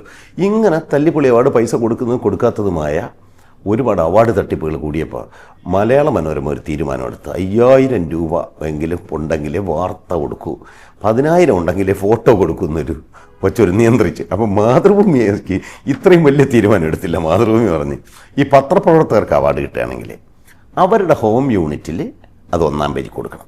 അന്ന് ഈ പത്രക്കാരന് അവാർഡ് കിട്ടിക്കഴിഞ്ഞാൽ പത്രക്കാരൻ്റെ ഭാര്യയുടെ പേരും മക്കളുടെ പേരും ഒക്കെ കൊടുക്കുമായിരുന്നു. ഈ കാലത്തൊന്നും അതൊന്നും ആരും ചെയ്യില്ല. മറ്റ് യൂണിറ്റുകളിൽ അകത്ത പേജിൽ കൊടുത്താൽ മതി. കാരണം വാർത്തകൾ ധാരാളമുണ്ട് എന്നുള്ളൊരു കാലമാണ് ആ സമയം. അങ്ങനെ ഒരു പത്രാധിപരുടെ ഒരു ഉത്തരവുണ്ടായിരുന്നു. ആ സമയത്താണ് എനിക്ക് വിലാസിനി അവാർഡ് കിട്ടിയത്. അപ്പോൾ മാതൃഭൂമിയിൽ എൻ്റെ സഹപ്രവർത്തകർ പലരും തീരുമാനിച്ച് പത്രപ്രവർത്തകന് അവാർഡ് കിട്ടിക്കഴിഞ്ഞാൽ അത് അകത്തല്ലേ കൊടുക്കാൻ പാടുള്ളൂ. കേരള സാഹിത്യ അക്കാദമിയുടെ ഏറ്റവും വലിയ അവാർഡ്, അതും ആദ്യത്തെ അവാർഡ്, അത് ഒരു മാതൃഭൂമിയിലുള്ള ഒരാളിന് കിട്ടുന്നു. മാതൃഭൂമിയിലായിപ്പോയത് കൊണ്ടല്ല, സാഹിത്യ നിരൂപകരണം എന്നല്ല.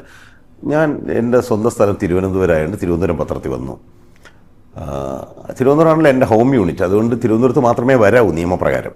തൃശ്ശൂരാണ് അക്കാഡമി ഇരിക്കുന്നതുകൊണ്ട് അന്നത്തെ അവിടുത്തെ ന്യൂസ് ഇട്ട് പറഞ്ഞ് അക്കാഡമി ഇവിടെ അല്ലേ ഇരിക്കുന്നത്, അതുകൊണ്ട് ഞാൻ 1-ാം പേജ് എന്തായാലും കൊടുത്തു. കോട്ടയത്ത് എൻ്റെ പഴയ ന്യൂസ് ഇട്ടർ കെ എസ് ജോസഫ് പറഞ്ഞ് രാജശേഖരൻ ഇവിടെ ജോലി ചെയ്തതാണ്, ഞാനും ഇത് 1-ാം പേജിൽ കൊടുക്കും. മാതൃഭൂമിയുടെ മറ്റൊരു യൂണിറ്റിൽ ഇത് വന്നില്ല, എല്ലാം അകത്തേ വന്നുള്ളൂ. കാരണം പത്രപ്രവർത്തനം. അപ്പം ഞാൻ ചോദിച്ച്, എനിക്ക് വല്ല നൊബേൽ പ്രൈസ് കിട്ടിയെങ്കിൽ നിങ്ങൾ എന്ത് ചെയ്യുമായിരുന്നെന്ന്. അകത്തല്ലേ കൊടുക്കൂ, പത്രക്കാരനല്ലേ, മാതൃഭൂമിയിലെ സ്റ്റാഫല്ലേ ഞാൻ. അങ്ങനെ ഒരു അനുഭവം എനിക്കുണ്ട്. പക്ഷേ പിറ്റേന്ന് മലയാള മനോരമ 1-ാം പേജിൽ 1-ാം കോളത്തിൽ ഏറ്റവും ടോപ്പിൽ ഈ വാർത്ത കൊടുത്തു, കളറിൽ വാർത്തയും പടവും. കാരണം ആ അവാർഡ് വലുതാണ്. അത് മാത്രമല്ല, മനോരമയുടെ അസോസിയേറ്റ് എഡിറ്ററായിരുന്ന എഡിറ്റോറിയൽ ഡയറക്ടറായിരുന്ന ഡിഫാക്ടോ പത്രാധിപരായിരുന്ന തോമസ് ജേക്കബ് എനിക്കൊരു കത്തയച്ചു. തോമസ് ജേക്കബിന് പുറമെ അന്നത്തെ അസോസിയേറ്റ് എഡിറ്ററായ ജോസ് പനച്ചിപ്പുറവ് അയച്ചു. രണ്ടുപേരും 2 കത്തയച്ചു. രണ്ടുപേരുടെ കത്തിൽ ഒരു പ്രത്യേക കാര്യം പറഞ്ഞു, ഈ അവാർഡ് നമ്മുടെ ഫ്രറ്റേണിറ്റി ഒരു പത്രപ്രവർത്തകനാണ് അത് കിട്ടിയെന്നുള്ളതിൽ കൂടി ഞങ്ങൾക്ക് സന്തോഷമുണ്ട്. പിന്നെ മനോരമ ഇത് 1-ാം പേജിൽ 1-ാം കോളത്തിൽ കളറിൽ തന്നെ എല്ലാ എഡിഷനിലും കൊടുത്തത് ശ്രദ്ധിച്ചിരിക്കുമല്ലോ എന്ന് രണ്ടുപേരും എഴുതിയിരുന്നു. എനിക്ക് മനസ്സിലായി നിങ്ങളുടെ പത്രത്തിൽ എല്ലാ എഡിഷനിലും ഇത് വന്നില്ല എന്നാണ് ആ പറഞ്ഞതിൻ്റെ അർത്ഥം എന്ന്. ഇങ്ങനെയുള്ള ചില തമാശകളൊക്കെ പത്രപ്രവർത്തന ജീവിതത്തിൽ ഉണ്ടായിട്ടുണ്ട് എനിക്ക്. പക്ഷേ എനിക്കിതൊന്നും കണ്ടിട്ട് ദേഷ്യം വരികയൊന്നും എനിക്ക് ചിരി വന്നിട്ടുണ്ട്. കാര്യം ഇതൊക്കെ പത്രപ്രവർത്തനത്തിൽ വളരെ സർവ്വസാധാരണമായ കാര്യങ്ങളാണ്.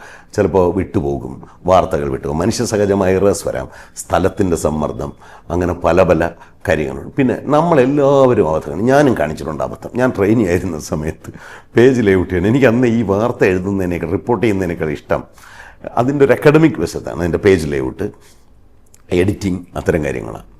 അപ്പോൾ അങ്ങനെ വെട്ടിച്ച് വന്നപ്പോഴേ നമ്മൾ അന്ന് ബോക്സിൽ കൊടുക്കുമല്ലോ ചില കൗതുകകരമായ വാർത്തകൾ, ഒരു ബോക്സിൽ കൊടുക്കും. ഞാൻ ഒരേ വാർത്ത 2 ബോക്സിൽ കൊടുത്തു.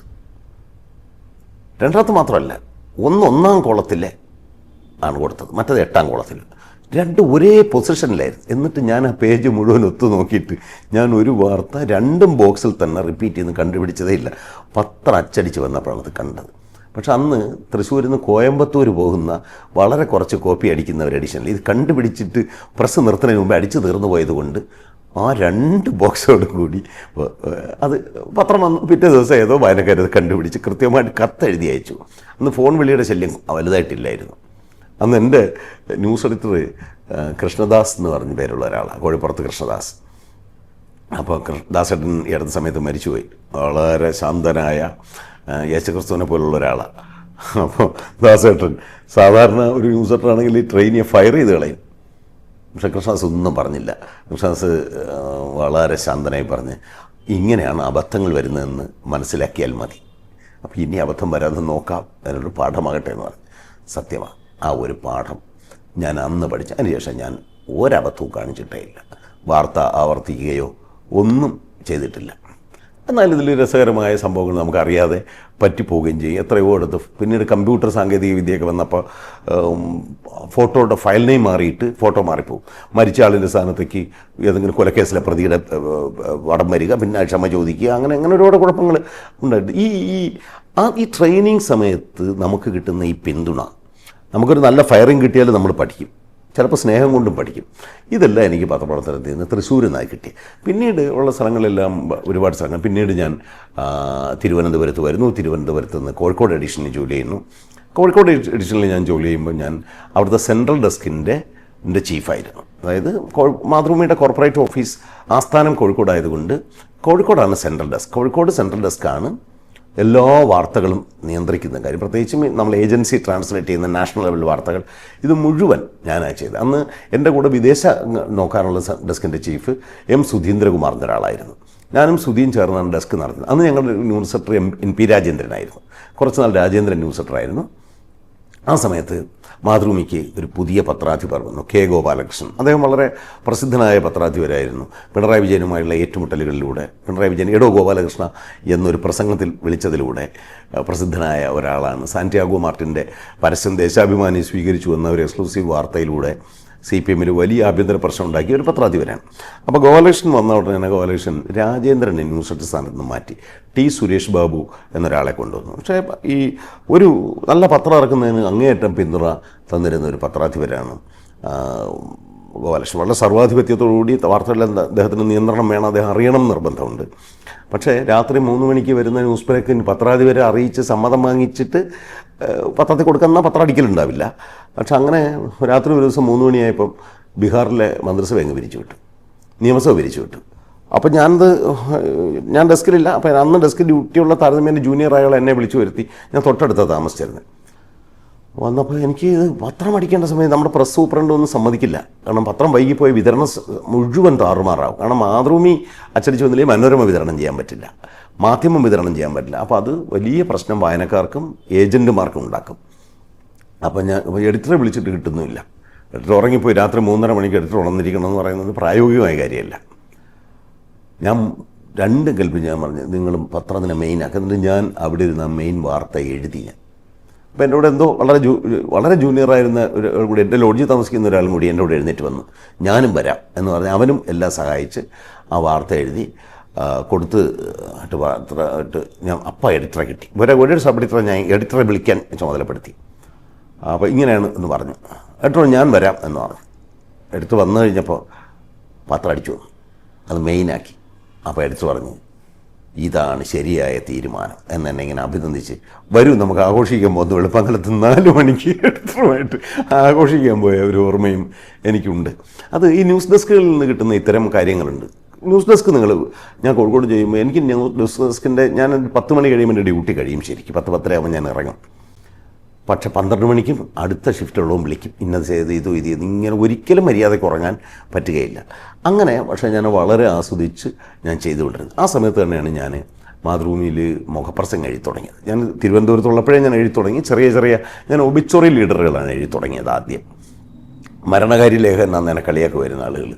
അപ്പോൾ ഒബിച്ചോറീസ്, പക്ഷേ ഒബിച്ചോറി ലീഡറുകൾ വളരെ പ്രധാനമാണ്. ഈ ന്യൂയോർക്ക് ടൈംസ് സൺഡേ ടൈംസും അവരുടെ 100 കൊല്ലം അവർ പബ്ലിഷ് ചെയ്തിട്ടുള്ള ഒബിച്ചോറികൾ മാത്രം ഒരു പുസ്തകമായിട്ട് ഇറക്കിയിട്ടുണ്ട്. അത് 100 കൊല്ലത്തെ മനുഷ്യചരിത്രമാണ്. ലോകത്തെ മാറ്റിമറിച്ച മനുഷ്യരെക്കുറിച്ച് അവരുടെ മരിച്ച സമയത്ത് എഴുതിയ മുഖപ്രസംഗങ്ങളിലൂടെ അവരുടെ മുഴുവൻ സംഭാവനകളും അറിയാവുന്നൊരു എൻസൈക്ലോപീഡിയ പുസ്തകങ്ങളാണ്.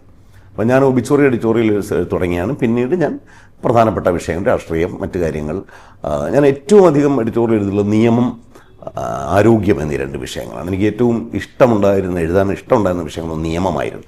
നിയമനിർമ്മാണം, അതിൻ്റെ സാങ്കേതിക പ്രശ്നങ്ങൾ, പിന്നെ ഒന്ന് ആരോഗ്യരംഗത്തെ ഇഷ്യൂസ്. ഇതിനൊക്കെ ഒരുപാട് പേരെന്നെ സഹായിച്ചിട്ടുണ്ട് പല കാര്യങ്ങളിലും. കാരണം നിയമപരമായ സംശയങ്ങൾ നല്ല വക്കീലിൻ്റെ കൺസൾട്ടേഷൻ ഇല്ലെങ്കിൽ പറ്റില്ല. എന്നെ അങ്ങനെ സഹായിച്ചു വളരെയധികം. എനിക്ക് നിയമപരമായ കാര്യങ്ങളിൽ എന്നെ ഏറ്റവും കൂടുതൽ സഹായിച്ചുള്ള അത്തരം മുഖപ്രസംഗം എഴുതുമ്പോൾ PS ശ്രീധരൻപിള്ളയാണ്. കാരണം അദ്ദേഹത്തിൻ്റെ BJP രാഷ്ട്രീയമോ ഒന്നും അദ്ദേഹം അതിൽ കലർത്തില്ല. അത് ഒന്നാം തരം വക്കീലായിട്ട് അതിൻ്റെ 2 വശവും പറഞ്ഞ് തരുന്ന, കൃത്യമായി മനസ്സിലാകുന്ന രീതിയിൽ. ഞാനൊരു ലെയ്മാനാണ്, പത്രപ്രവർത്തകൻ മാത്രമാണ്, ലോയറല്ല. അതുകൊണ്ട് എന്നെ സാങ്കേതിക പദമൊന്നും പറഞ്ഞ് വരട്ടാതെ കൃത്യമായൊരു അധ്യാപകനെ പോലെ പറഞ്ഞു തരുമായിരുന്നു. സാമ്പത്തിക കാര്യങ്ങളിൽ സംശയം, എക്കണോമിക്സ് വരുമ്പോൾ, ബഡ്ജറ്റ് അതുള്ള കാര്യങ്ങൾ വരുമ്പോൾ ഞാൻ KN ഹരിലാൽ, എൻ്റെ സുഹൃത്താണ്, നമ്മുടെ ധനമന്ത്രി ബാലഗോപാലിൻ്റെ സഹോദരനുമാണ്. KN ഹരിലാൽ CDS പഠിച്ച കാലം മുതൽ എനിക്കറിയും. KN ഹരിലാലിനോട് ഞാൻ സംശയം ചോദിക്കുന്നത്. അത് പറഞ്ഞു തരുമ്പോൾ ഒരു അക്കാഡമിക് പ്രൊഫസറായിട്ടാണ് ഹരിലാൽ പറഞ്ഞു തരുന്നത്. ഒരിക്കലും ഹരിലാലിൻ്റെ ഇടതുപക്ഷ രാഷ്ട്രീയം ഹരിലാൽ അത് കടത്താനേ ശ്രമിച്ചില്ല. അങ്ങനെ പല വിഷയങ്ങളിലും. ഇപ്പം ഞാൻ എൻ്റെ കൂടെ പഠിച്ച ഒരുപാട് പേര് തിരുവനന്തപുരം മെഡിക്കൽ കോളേജിലെ ഡോക്ടർമാരാണ്. അപ്പം ഈ പബ്ലിക് ഹെൽത്തുമായി ബന്ധപ്പെട്ട ഇഷ്യൂസ് വരുമ്പോൾ ആ ഡോക്ടർമാരുടെ അഭിപ്രായം ചോദിച്ച് സാങ്കേതിക കാര്യം മനസ്സിലാക്കിയിട്ട് മാത്രമേ ഞാൻ ഒരു മുഖപ്രസംഗം എഴുതിയിട്ടുള്ളൂ. അത് ഏത് കാര്യത്തിനകത്തും മുഖപ്രസംഗം എഴുതുമ്പോൾ അത് പത്രത്തിൻ്റെ അഭിപ്രായമാണ്. അതുകൊണ്ട് അതിലൊരു പിശകും വരാൻ പാടില്ല. അത് അറിവുള്ളവരോട് ചോദിച്ച് കാര്യം പഠിച്ചു മാത്രമേ നമ്മൾ എഴുതാവൂ. ഒരാവേശത്തിന് ഈ മുദ്രാവാക്യം വിളിക്കാനുള്ള ഒന്നല്ല മുഖപ്രസംഗം. അത് അങ്ങേറ്റം മിതത്വം, അതിൻ്റെ ഭാഷാശൈലിയിലുള്ള ആത്മനിയന്ത്രണം, വികാരപ്രകടനമേ അതിനകത്ത് ഉണ്ടാകാൻ പാടില്ല, വസ്തുതകളുടെ പ്രകടനമേ അതിനകത്ത് ഉണ്ടാകാൻ പാടുള്ളൂ എന്നാണ് ഞാൻ മാതൃഭൂമിയിൽ നിന്ന് പഠിച്ച ഒരു പാഠം. അതുകൊണ്ടാണ് മാതൃഭൂമിയുടെ മുഖപ്രസംഗങ്ങൾ ഇപ്പോഴും വളരെ പ്രധാനം. മാതൃഭൂമി പണ്ട് ഇങ്ങനെ പറയുമായിരുന്നു, കുട്ടിക്കാലത്തൊക്കെ കുട്ടികൾ നല്ല മിടുക്കന്മാരെന്ന് പറയും, ഹിന്ദുവിൻ്റെ മുഖപ്രസംഗം വായിച്ച് പഠിക്കണം, മാതൃഭൂമി വായിച്ച് പഠിക്കണമെന്ന് പറയുമായിരുന്നു ഒരു കാലം ഉണ്ടായിരുന്നു. ഈ ഒരു പത്രത്തെ സംബന്ധിച്ച് ഏറ്റവും പ്രധാനപ്പെട്ട കാര്യം അതിൻ്റെ മുഖപ്രസംഗമാണ്. കാരണം പത്രത്തിൽ വരുന്ന ഒരു വാർത്തയും പത്രത്തിൻ്റെ അഭിപ്രായമല്ല, അത് സംഭവിച്ചിട്ടുണ്ട്, ഈവൻസ് ആണത്. അപ്പോൾ അത് എഴുതുന്ന പത്രപ്രവർത്തകൻ്റെ സബ്ജക്റ്റീവായൊരു വീക്ഷണം ചിലപ്പോൾ കലർന്നു പോയേക്കാം, എങ്കിലും വസ്തുതാപരമല്ലാതെ എഴുതാൻ പറ്റില്ല. നമ്മുടെ വ്യൂസ് അവതരിപ്പിക്കാനുള്ളതല്ല ന്യൂസുകളൊന്നും തന്നെ. അത് പത്രപ്രവർത്തനത്തിലെ പ്രസിദ്ധമായൊരു പാഠം. എന്നാൽ മുഖപ്രസംഗം അതല്ല, ആ പത്രത്തിൻ്റെ അഭിപ്രായമാണ്. ഒരു പൊതുവിഷയത്തിൽ ഒരു പത്രം പ്രകടിപ്പിക്കുന്ന അഭിപ്രായം പൊതുജനാഭിപ്രായത്തെ രൂപപ്പെടുത്തും, ഭരണകൂടത്തെ സ്വാധീനിക്കും, രാജ്യത്തെ നയങ്ങളെ സ്വാധീനിക്കും. ആ ഉത്തരവാദിത്വ ബോധത്തോടുകൂടി മുഖപ്രസംഗം എഴുതിയതാണ് ലോകത്തെ പ്രധാനപ്പെട്ട പത്രങ്ങളുടെ മുഴുവൻ ചരിത്രം. പ്രത്യേകിച്ചും സ്വാതന്ത്ര്യ സമരകാലത്തെ പല പത്രങ്ങളുടെയും മുഖപ്രസംഗങ്ങൾ ഭരണകൂടത്തിനെ ഉപദ്രവിച്ചിട്ടുണ്ട്, ഭരണകൂടങ്ങളുടെ നയങ്ങൾ മാറ്റാൻ സഹായിച്ചിട്ടുണ്ട്. കേരളത്തിൽ ഞാൻ ഈ മലയാള പത്രപ്രവർത്തനത്തിൻ്റെ ചരിത്ര ശ്രദ്ധം പഠിച്ചിട്ടുള്ള ഒരാളാണ്. അങ്ങനെ പഠിക്കുമ്പോൾ ഈ മുഖപ്രസംഗത്തിൻ്റെ കാര്യത്തിൽ ഈ സൂക്ഷ്മതയും ശ്രദ്ധയും മുഴുവൻ പുലർത്തിയ ഒരു പത്രം മാതൃഭൂമിയാണ്. ഞാൻ നേരത്തെ പറഞ്ഞതുപോലെ പണ്ട് മുതലേ മാതൃഭൂമിയുടെ എഡിറ്റോറിയലുകൾ ശ്രദ്ധിക്കണമെന്ന് ആളുകളെ ഇങ്ങനെ കുട്ടികളോട് പറയുമായിരുന്നു. പണ്ട് കേശവമേനോനി തുടങ്ങുന്നതാണ് മാതൃഭൂമിയുടെ എഡിറ്റോറിയലിൻ്റെ പാരമ്പര്യം. 1923 മാതൃഭൂമി തുടങ്ങുമ്പം ആദ്യത്തെ എഡിറ്റോറിയൽ, അന്ന് എഡിറ്റോറിയലിൻ്റെ പേരിലല്ല, പത്രത്തിൻ്റെ ആശയാദർശങ്ങൾ പ്രഖ്യാപിച്ചുകൊണ്ട് ഒരു സ്വന്തം പ്രസ്താവന എന്ന പേരിലൊരെണ്ണം പ്രസിദ്ധീകരിച്ചു. അതാണ് മാതൃഭൂമിയുടെ ആദ്യത്തെ എഡിറ്റോറിയൽ. ആ പ്രസ്താവനയെക്കുറിച്ച് കേശവമേനോൻ പറഞ്ഞൊരു പ്രയോഗമുണ്ട്. അതൊരു പാവനപ്രതിജ്ഞ തന്നെ ആയിരുന്നു എന്നാണ് അദ്ദേഹം പിന്നീട് ആത്മകഥയിൽ എഴുതിയത്. പിന്നീട് മാതൃഭൂമിയിൽ ഈ ആദ്യത്തെ എഡിറ്റോറിയലിനെ കുറിച്ച് ഒരു പ്രതിജ്ഞ എന്നല്ല പറയുന്ന ആളുകൾ, പാവനപ്രതിജ്ഞ എന്നൊരു വാക്ക് പതിഞ്ഞുപോയി മാതൃഭൂമിയിൽ. അത് പാവനപ്രതിജ്ഞയെ പറഞ്ഞിട്ടുണ്ട്. അത് ഭരണഘടനയുടെ പ്രിയാമ്പിൾ പോലെ വളരെ പ്രധാനപ്പെട്ട എന്തൊക്കെയാണ് മാതൃഭൂമിയുടെ ഉദ്ദേശ ലക്ഷ്യങ്ങൾ എന്ന് വളരെ വ്യക്തമായി പറഞ്ഞു. ആ പാരമ്പര്യത്തിൽ നിന്ന് പിന്നീട് മാതൃഭൂമിയിൽ മുഖപ്രസംഗങ്ങൾ എഴുതിയ, പ്രത്യേകിച്ച് സ്വാതന്ത്ര്യ സമരകാലത്തെ പല നയങ്ങളെയും അവതരിപ്പിക്കുകയും ഗാന്ധിയൻ ആദർശങ്ങൾ പ്രദർശിപ്പിക്കുകയും ഒക്കെ ചെയ്ത CH കുഞ്ഞപ്പ.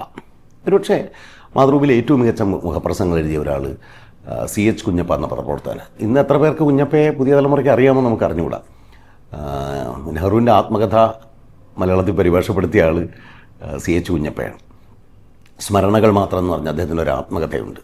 വളരെ പ്രായമായതിനു ശേഷം എഴുതിയതുകൊണ്ട് ഒരുപാട് ഓർമ്മകൾ ചിതറിപ്പോകുന്നുണ്ട്, തീയതിയൊന്നും പലപ്പോഴും ഉണ്ടാവില്ല. എങ്കിലും മലയാള പത്രപ്രവർത്തനത്തിൻ്റെ ചരിത്രം മനസ്സിലാക്കാനുള്ള ഒരു വലിയ രേഖയാണ് CH കുഞ്ഞപ്പയുടെ ഈ ആത്മകഥ. അപ്പം AK-ജിയുടെ ബന്ധുവായിരുന്നു CH കുഞ്ഞപ്പ. അപ്പോൾ കുഞ്ഞപ്പ എഴുതിയിട്ടുണ്ട്, എല്ലാം സാക്ഷാൽ NV കൃഷ്ണവാര്യർ എഴുതിയിട്ടുണ്ട്. പിൽക്കാലത്ത് ഞാൻ പത്രപ്രവർത്തനം തുടങ്ങുന്ന സമയത്ത് മുഖപ്രസംഗം എഴുതുന്നത്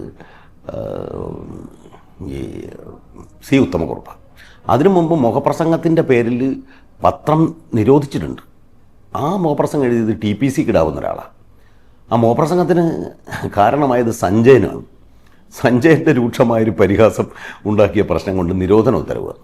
അപ്പോൾ കിടാവ് ഒരു മുഖപ്രസംഗം എഴുതി. അതായത് രണ്ടാം ലോക യുദ്ധം നടക്കുന്ന സമയത്ത് ഓസ്ട്രേലിയക്കാരായ പട്ടാളക്കാർ ഒരു കപ്പലിൽ കൊച്ചി തുറമുഖത്തിറങ്ങി. വൈകുന്നേരം നഗരം കാണാൻ ഇറങ്ങിയ പട്ടാളക്കാർ സ്കൂൾ വിട്ടുപോയ പെൺകുട്ടികളെ ഉപദ്രവിച്ചു. അന്നത്തെ പ്രസിദ്ധനായ ഒരു ജൂത വ്യാപാരി ഉണ്ടായിരുന്നു, S. കോഡർ. അദ്ദേഹം കൊച്ചി നിയമസഭയിൽ അംഗം കൂടിയാണ്. കോഡറിൻ്റെ കടയിൽ കയറി സാധനങ്ങൾ എടുത്തുകൊണ്ട് ഈ പട്ടാളക്കാർ. ഈ വെള്ളപ്പട്ടാളത്തിൻ്റെ അക്രമം എന്ന് പറഞ്ഞിട്ട് മാതൃഭൂമി മുഖപ്രസംഗം പ്രസിദ്ധീകരിച്ചു, വാർത്തകൾ എഴുതി. ചൊവ്വര പരമേശ്വരനും GM നെന്മേനിയാണ് വാർത്തകൾ എഴുതിയത്. അതിൻ്റെ പേരിൽ അന്ന് ഗവർണർ, അന്നത്തെ കൊച്ചി ദിവാൻ വെള്ളക്കാരനായിരുന്നു. മേലാൽ ഇത്തരം വാർത്തകളൊന്നും പ്രസിദ്ധീകരിക്കാൻ പാടില്ലെന്ന് ഉത്തരവ് കൊടുത്തു. മാതൃഭൂമി ഒരാഴ്ചയ്ക്ക് നിരോധിക്കുകയും ചെയ്തു. അതിൽ പ്രതിഷേധിച്ച് മാതൃഭൂമി ഒരു കൊല്ലത്തോളം പിന്നീട് മുഖപ്രസംഗം നിർത്തിവെക്കുകയുണ്ടായി. ഇങ്ങനെ മുഖപ്രസംഗം ഒരു സമരമാർഗം ആയിരുന്നു മാതൃഭൂമിക്ക്. ആ പാരമ്പര്യത്തിലാണ് ഞാൻ മുഖപ്രസംഗം എഴുതി തുടങ്ങുന്നത്. ഞാൻ മുഖപ്രസംഗം എഴുതുന്നത് വരെ മുഖപ്രസംഗം എഴുതാൻ വേണ്ടി ഒരു ലേഖകനുണ്ടായിരുന്നു. എഡിറ്റോറിയൽ റൈറ്റർ എന്നാണ് പോസ്റ്റിൻ്റെ പേര്. എൻ്റെ ഭാഗ്യത്തിനോ ഭാഗ്യക്കേടിനോ ഞാൻ ന്യൂസ് എഡിറ്ററുടെ പണിയും ചെയ്ത് മുഖപ്രസംഗം എഴുത്തുമായിരുന്നു. എൻ്റെ ജോലി. അപ്പം അങ്ങനെ ഞാൻ ഒരുപാട് മോപ്രസംഗങ്ങൾ പല വിഷയങ്ങളിൽ എഴുതിയിട്ടുണ്ട്. അതിലൊരു പക്ഷേ എനിക്ക് തന്നെ ഏറ്റവും ഇഷ്ടമായതും ഞാൻ ഏറ്റവും കൂടുതൽ പഠിച്ച് എഴുതിയതുമായ, മറ്റൊന്നും പഠിക്കാതെ എഴുതിയെന്നതിന് അർത്ഥമില്ല, വളരെ പഠിച്ച് വളരെ സൂക്ഷ്മതയോട് പലതവണ വായിച്ചുറപ്പിച്ച് ആ ഘടന അതേപടി നിലനിർത്തിയിട്ടാണ് എഴുതിയിട്ടുള്ളത്. അതിലൊന്ന് ശ്രീപത്മനാഭസ്വാമി ക്ഷേത്രത്തിലെ ഈ വലിയ മഹാനിധി കണ്ടെത്തി, ബി നിലവറ എന്ന പേരിൽ പ്രസിദ്ധമായി, ഇനിയും തുറക്കാത്ത നിലവറയും ഒരുപാട് സ്വർണ്ണാഭരണങ്ങളൊക്കെ കണ്ടെത്തിയ സമയം. അന്ന് മാതൃഭൂമിയുടെ പത്രാധിപരെ എം കേശവമേനോനാണ്. എനിക്ക് എൻ്റെ പത്രപ്രവർത്തന ജീവിതത്തിലും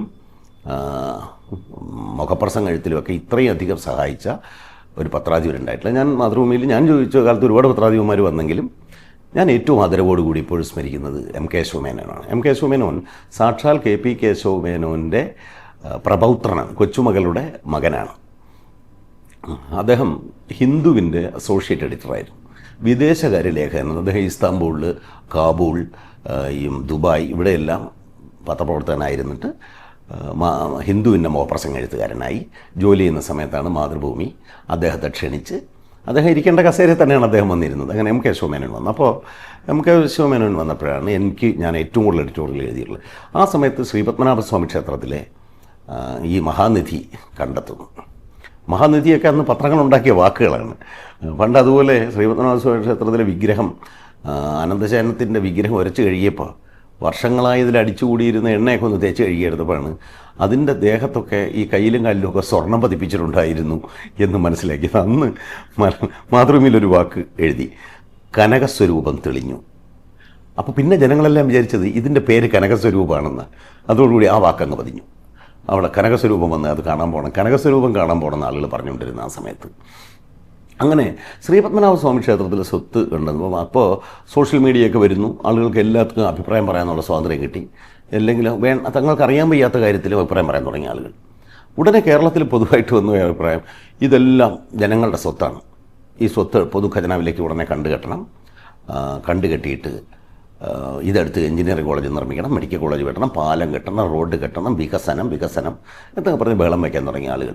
അപ്പോൾ രാഷ്ട്രീയക്കാരും ആകെ പരിഭ്രമിച്ചു. അന്ന് ഉമ്മൻചാണ്ടിയാണ് മുഖ്യമന്ത്രി, അദ്ദേഹത്തിനൊന്നും ചെയ്യാൻ വയ്യ. ഇതിനകത്തൊരു ഹിന്ദു വികാരത്തിൻ്റെ പ്രശ്നം വല്ലതും വന്നു കഴിഞ്ഞാൽ പിന്നെ പ്രശ്നമാവുമല്ലോ. അങ്ങനെ ഇരിക്കുമ്പോഴാണ് ഇതിനകത്തൊരു തീരുമാനം. ഒരു പത്രം അതൊരു എഡിറ്റോറിയൽ എഴുതിയില്ല. കാരണം എല്ലാവരും ഇത് എങ്ങനെ കൈകാര്യം ചെയ്യണമെന്നൊരു ബുദ്ധിമുട്ടുണ്ട്.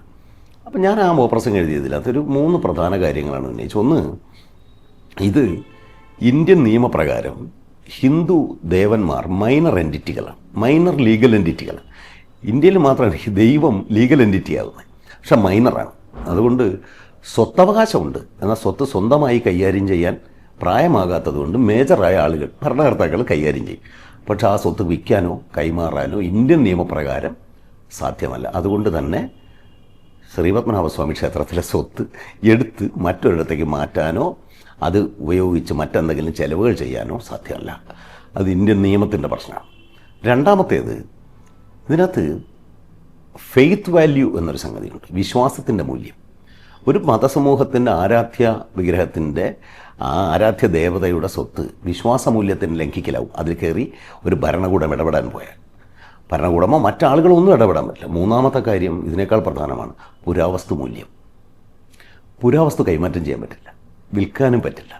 ഇത് മുഴുവൻ പുരാവസ്തുവിൻ്റെ പരിധിയിൽ വരുന്നതാണ്. അങ്ങനെ ഈ 3 പ്രധാനപ്പെട്ട അംശങ്ങളുള്ളത് കൊണ്ട് തന്നെ ഈ സ്വത്ത് കൈകാര്യം ചെയ്യുന്നത് വളരെ സൂക്ഷിച്ച് വേണം. ഇത് ക്ഷേത്രത്തിൽ നിർത്തിക്കൊണ്ട് മാത്രമേ ചെയ്യാൻ പറ്റൂ. ഇത് ആളുകൾക്ക് എല്ലാവർക്കും ഇത് കാണണമെന്ന് ആഗ്രഹമുണ്ട്, എനിക്ക് നിങ്ങൾക്കും ഒക്കെ കാണണമെന്ന് ആഗ്രഹം വരാം, ഒരു എക്സിബിഷൻ വെച്ചാലോ. പക്ഷേ അതങ്ങനെ മതപരമായ കാര്യങ്ങൾ, പുരാവസ്തുപരമായ കാര്യങ്ങൾ ഇതൊക്കെ കൊണ്ട് ഇത് ചെയ്യുക എളുപ്പമല്ല. ഇതൊരു വിവേകത്തിൻ്റെ പ്രശ്നമാണ്. ഒരാവേശത്തിന് കയറി ഇതിന് ടൂറിസമാക്കാൻ നിന്നാൽ അത് നമ്മുടെ സമൂഹത്തിൽ വലിയ പ്രത്യാഘാതങ്ങൾ ഉണ്ടാക്കുകയും സ്പർദ്ധ ഉണ്ടാക്കുകയും ഇതിൽ നിന്ന് രാഷ്ട്രീയ മുതലെടുപ്പുകൾക്ക് ആളുകൾ ശ്രമിക്കുകയും ചെയ്യും. ഇതുണ്ടാകരുത്. അതുകൊണ്ട് ഈ 3 കാര്യം, ഒന്ന് നിയമപരമായ ദൈവം മൈനർ എൻറ്റിറ്റിയാണ്, ലീഗൽ എൻറ്റിറ്റിയാണെന്നുള്ളത് അംഗീകരിക്കണം, വിശ്വാസമൂല്യവും പുരാവസ്തു മൂല്യവും പരിഗണിക്കണം എന്ന് പറഞ്ഞിട്ട് ഞാൻ മോപ്രസംഗം. ഇതിനകത്ത് മുഴുവൻ സുപ്രീം കോടതിയിൽ കുറച്ചു കാലം വക്കീലായി പ്രാക്ടീസ് ചെയ്തിട്ടുള്ള ആളാണ് കേശവമേനോൻ.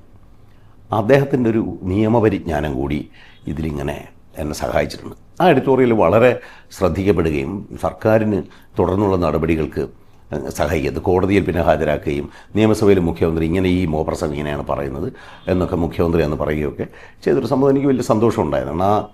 ഞാൻ എഴുതിയ മോപ്രസംഗത്തിൽ പോലും ഞാൻ മാറ്റി എഴുതേണ്ടി വന്നത് പത്രാധിപർ കേശവൻ അതൊന്നുകൂടെ റീസ്ട്രക്ചർ ചെയ്യാൻ പറഞ്ഞിട്ട് മാറ്റി എഴുതിയൊരു മുഖപ്രസംഗം കൂടിയാണ്. പല കാര്യം പിന്നെ ഞാൻ ഒരുപാട് തവണ നമ്മുടെ വടക്കൻ കേരളത്തിൽ മലപ്പുറം ജില്ലയിലും മറ്റും ഈ വാക്സിനേഷനെതിരെ വലിയ ക്യാമ്പയിൻ ഉണ്ടായിരുന്നു. ചില സ്യൂഡോ സയൻസ് വാദികളും ഒക്കെ ചേർന്നിട്ട് മതവാദികളും ഒക്കെ ചേർന്ന് കുഞ്ഞുങ്ങൾക്ക് എടുക്കുന്ന ഡിഫ്തീരിയക്കെതിരെ എടുക്കുന്ന ഈ തൊണ്ടമുള്ളെന്ന് പറഞ്ഞാൽ ഡിഫ്തീരിയ എന്ന അസുഖത്തിനെതിരെയുള്ള വാക്സിൻ എടുക്കാൻ സമ്മതിക്കില്ല. അതെന്തോ വലിയ കുഴപ്പമാണ് എന്ന് പറഞ്ഞ് ആൻറ്റി വാക്സിൻ പ്രചാരണം ഉണ്ടായിരുന്നു. അപ്പോൾ എന്നാൽ ഈ പ്രചാരണം നടത്തി അത് ഉദ്യോഗസ്ഥന്മാർ വാക്സിനേഷന് ചെന്ന് കഴിഞ്ഞാൽ അവരെ ഓടിക്കുക, സമരം ചെയ്യുക, ഇതൊക്കെയായിരുന്നു. പക്ഷേ കോവിഡ് വന്നപ്പോൾ ഇവരെല്ലാവരും വാക്സിൻ ഞങ്ങൾക്ക് വേഗം തരുമെന്ന് പറഞ്ഞു പിന്നീട്. കാരണം കോവിഡ് വന്ന് മരിച്ചു പോകുന്ന പേടിയായിപ്പോയി. മറ്റത് കുഞ്ഞുങ്ങളല്ലേ മരിച്ചു പോകും, മുതിർന്ന് ഈ പ്രസംഗിക്കുന്നവർക്കൊന്നും മരിക്കാൻ അവസരമില്ലല്ലോ. ഇങ്ങനെ വാക്സിനേഷൻ എടുക്കാതെ ഒരു ഡോക്ടർക്ക് പിന്നീട് അസുഖം ഒന്ന് മരിച്ചു ഒരു സംഭവം അവിടെ ഉണ്ടാവുകയുണ്ടായി. അപ്പോൾ ഇതിനെതിരെ ഞാനൊരു ക്യാമ്പയിൻ പോലെ തന്നെ കുറേയധികം മോപ്രസംഗങ്ങൾ എഴുതിയിട്ടുണ്ട്. ചില മോപ്രസംഗം എഴുതിയതിൻ്റെ പേരിൽ വ്യക്തിപരമായ ശത്രുതകളുണ്ടായിട്ടുണ്ട്. അത് ഒരിക്കലും ഞാൻ എൻ്റെ വ്യക്തിപര അഭിപ്രായമല്ല എഴുതുന്നത്, വസ്തുതകളും എൻ്റെ പത്രത്തിൻ്റെ അഭിപ്രായമാണ്. എൻ്റെ പത്രാധിപരുടെ നിർദ്ദേശപ്രകാരമാണ് മോപ്രസംഗം എഴുതുന്നത്. അല്ലാതെ ഞാൻ മോപ്രസംഗം എഴുതി പത്രത്തിൻ്റെ പോളിസിയാക്കി മാറ്റുകയല്ല ചെയ്യുന്നത്. അത് പത്രപ്രവർത്തനം അറിയുന്നവർക്കറിയാം. പത്രാധിപരാണ് തീരുമാനിക്കുന്നത്. അല്ലെങ്കിൽ അതിൻ്റെ എഡിറ്റോറിയൽ ബോർഡ് വളരെ സീരിയസ് ആയി ആലോചിച്ചിട്ടാണ് ഒരു മുഖപ്രസംഗത്തിൻ്റെ വിഷയം തീരുമാനിക്കുക. അല്ലാതെ ഇന്ന് എന്തെങ്കിലും ഒന്ന് എഴുതി തലവേദന ഒഴിച്ചേക്കാന്ന് തീരുമാനിക്കില്ല. മാതൃഭൂമിയിൽ എന്തായാലും കുറേ അങ്ങനെ നടന്നിട്ടേ ഇല്ല. അപ്പോൾ കേരള സാഹിത്യ അക്കാദമി ഒരു സാഹിത്യ ചരിത്രം പ്രസിദ്ധീകരിക്കാൻ തീരുമാനിച്ചു. ഒരിക്കൽ 6 വാല്യമായിട്ടാണ് സാഹിത്യചരിത്രം പ്രസിദ്ധീകരിക്കുന്നത്. അപ്പോൾ ഈ സാഹിത്യചരിത്രം പ്രസിദ്ധീകരിക്കുന്നു, ആളുകളെ കൊണ്ടൊക്കെ എഴുതിക്കുന്നു. എന്നാൽ ഈ ഒരുപാട് ആളുകൾ ചേർന്നൊരു സാഹിത്യചരിത്രം എഴുതിയാൽ തന്നെ വലിയ പ്രശ്നമാണ്. കാരണം മലയാളത്തിലൊരു 1-കിട സാഹിത്യചരിത്രം ഒരൊറ്റയ്ക്കൊരു മനുഷ്യൻ എഴുതിയതാണ്, മഹാകവി ഉള്ളൂരിൻ്റെ കേരള സാഹിത്യചരിത്രം. അതിൻ്റെ അത്രയും ഗംഭീരമായ ഒരു കൃതിയും മലയാളത്തിൽ അതിനു മുമ്പോ പിമ്പോ ഉണ്ടായിട്ടില്ല. അപ്പോൾ ഒരുപാട് ആളുകളെക്കുറിച്ച് അവരുടെ സ്കോളർഷിപ്പ് സംശയാസ്പദമാണ്. അങ്ങനെയുള്ള ഒരാൾ കൊണ്ടുള്ള എസ്സൈസിൻ്റെ ഒരു കളക്ഷൻ പോലെ എഴുതുന്നു. അപ്പോൾ ഇതെഴുതി 3 വോള്യം അച്ചടിക്കുന്നു. എന്നിട്ട് 6 വോള്യം മുഴുവൻ പ്രിൻ്റ് ചെയ്തതിന് ശേഷം വിതരണം ചെയ്യാൻ തീരുമാനിച്ച് വെച്ചുകൊണ്ടിരുന്നപ്പോൾ ഇത് മേൽ പരിശോധനയ്ക്ക് അയച്ചിരുന്നു. ഒരു എക്സ്പേർട്ടിനെ കൊണ്ട് വായിക്കാം. ഈ എക്സ്പേർട്ടായ ഒരു പ്രൊഫസർ വായിച്ചിട്ട് ഇതിനകത്ത് ഗുരുതരമായ ഒട്ടേറെ പ്രശ്നങ്ങളുണ്ട്, പലയിടത്തുനിന്നും പല മുൻപെഴുതിയ ലേഖനങ്ങളൊക്കെ എടുത്ത് ചേർത്തിരിക്കുക, ഇതൊക്കെ അബദ്ധങ്ങളാണ് എന്ന് പറഞ്ഞ് റിപ്പോർട്ട് അയച്ചു. ആ സമയത്തേക്കും സർക്കാർ മാറുന്നു. KC ജോസഫ് സാംസ്കാരിക മന്ത്രിയായിരുന്ന സമയത്താണ് ഇത് വന്നതെന്ന് ഉമ്മൻചാണ്ടി സർക്കാരായിരുന്നു. അത് കഴിഞ്ഞ് ഇടതുപക്ഷ സർക്കാർ വരുന്നു, പുതിയ ഭരണസമിതി സാഹിത്യ അക്കാദമി വരുന്നു, പുതിയ KP മോഹനാണ് സെക്രട്ടറി ആയിട്ട് വന്നത്. അതോടുകൂടി ഇതിന് ആ കമ്മിറ്റി ഈ റിപ്പോർട്ട് പരിശോധിച്ച് ഇങ്ങനെ പബ്ലിഷ് ചെയ്യുന്നവർക്കാകെ ശങ്കയായി. അതേസമയം ഇത്രയും പണം ചിലവാക്കി ഇതിന് ഓഡിറ്റ് ഒബ്ജക്ഷൻ വരും. ഇത് പത്രത്തിൽ വാർത്ത വരും, തൃശ്ശൂർ പത്രത്തിലൊക്കെ വാർത്ത വന്നു, ഇങ്ങനെ സാഹിത്യചരിത്രം പ്രശ്നമായിരിക്കുകയാണ്, ഒന്നും ചെയ്യാൻ വയ്യ എന്ന് പറഞ്ഞു. അപ്പോൾ മറ്റ് പത്രങ്ങളിലൊക്കെ വന്നു, കേരളമോദിയിലോ മാതൃഭൂമിയിൽ മനോരമയിലും ഒക്കെ വന്നു ഈ വാർത്ത. അപ്പോൾ എന്നെ പത്രത്തിൽ വിളിച്ച് പറഞ്ഞു ഇങ്ങനൊരു സാഹിത്യചരിത്രം പബ്ലിഷ് ചെയ്യുന്നു, അതിൻ്റെ ഡീറ്റെയിൽസ് തൃശ്ശൂർ ചോദിച്ചു മനസ്സിലാക്കൂ, എന്നിട്ട് നമുക്കൊരു മുഖപ്രസംഗം എഴുതണം എന്ന് പറഞ്ഞു. അപ്പോൾ ഞാൻ ഇത് അന്വേഷിച്ച് ഞാൻ ഇതിനകത്തുള്ള കാര്യങ്ങളെല്ലാം മനസ്സിലാക്കി കുറച്ച് എല്ലാം. അപ്പോൾ ഇത് ഇച്ചിരി ഒരു അബദ്ധമുണ്ട് അതിനകത്ത്. അപ്പോൾ ഞാൻ ഇങ്ങനെ ഒരു സാഹിത്യചരിത്രത്തിൻ്റെ അപകടം എന്താണെന്ന് പറഞ്ഞൊരു മുഖപ്രസംഗം.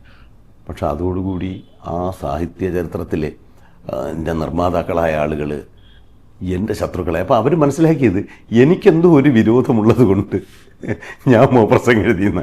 അപ്പം ഞാനല്ല മാതൃഭൂമിയുടെ പത്രാധിപരെന്നും അദ്ദേഹത്തോടാണ് നിങ്ങൾ സംസാരിക്കേണ്ടത്, നിങ്ങൾക്ക് വിയോജിപ്പുണ്ട്, റിജോയിൻഡർ എഴുതാം എന്ന് പറഞ്ഞു. അപ്പോൾ റിജോയിൻഡർ അദ്ദേഹം എഴുതി തന്നു എനിക്ക്. ഞാൻ അദ്ദേഹത്തിൻ്റെ മുമ്പിൽ വെച്ച് തന്നെ അത് സീലടിച്ച് കോഴിക്കോടേക്ക് അയച്ചു. എന്തോ പത്രപ്രവർത്തന തിരക്കല്ലേ, ഓരോ ദിവസം ഓരോ ഇഷ്യൂ വരുമ്പോൾ ഈ കത്തുകൾ പ്രസിദ്ധീകരിക്കാൻ മാറ്റിപ്പോകും. എങ്ങനെയോ അത് പ്രസിദ്ധീകരിച്ചില്ല. അതോടുകൂടി അദ്ദേഹത്തിന് എന്നോടുള്ള വ്യക്തിപരമായ ശത്രുത പൂർത്തിയായി. അദ്ദേഹത്തിൻ്റെ സ്നേഹിതൻ എന്നെ വിളിച്ച് ഇതൊക്കെ നിങ്ങൾ ചില പ്രത്യേക ആളുകൾക്ക് മാത്രം എഴുതാനുള്ളതാണ് സാഹിത്യ ചരിത്രം എന്നൊക്കെ പറഞ്ഞ് എന്നെ കുറേ അനാവശ്യം പറയുകയൊക്കെ ചെയ്തു. അപ്പോൾ ഞാനത് അദ്ദേഹത്തോട് പറഞ്ഞു, ഞാൻ എൻ്റെ ജോലിയാണ് ചെയ്തത്. അപ്പോൾ ലാത്തി ചാർജ് എറിഞ്ഞ പോലീസുകാരനെ ലാത്തി ചാർജിൽ അടി കിട്ടിയവൻ പിന്നീട് വീട്ടിൽ പോയി തല്ലാൻ പോയിട്ട് കാര്യമില്ലല്ലോ, അയാളുടെ ജോലി ചെയ്യുന്നു, അതുമൊക്കെ ഇതിൻ്റെ ഭാഗമാണ്. പിന്നെ ഇതൊന്നും ചെയ്താൽ നമുക്ക് അഭിനന്ദനമില്ല, കാരണം നമ്മുടെ പേരിലല്ല ഇത് എഴുതുന്നത്, നമ്മുടെ സ്വന്തം വർക്കല്ല ഇതൊന്നും.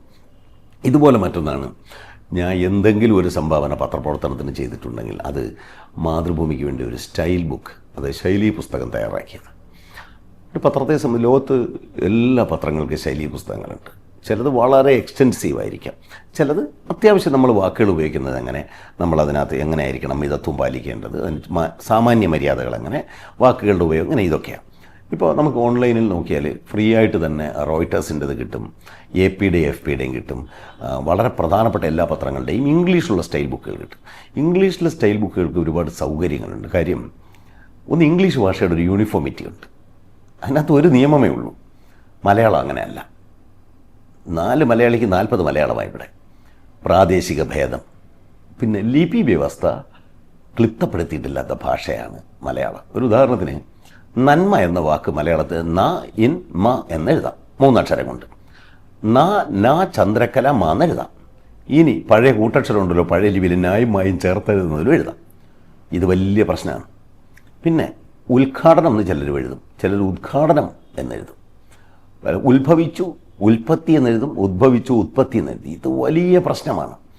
ഇത് ഏത് തീരുമാനിക്കും? ഓരോ ലേഖകനും ഓരോന്നെഴുതും.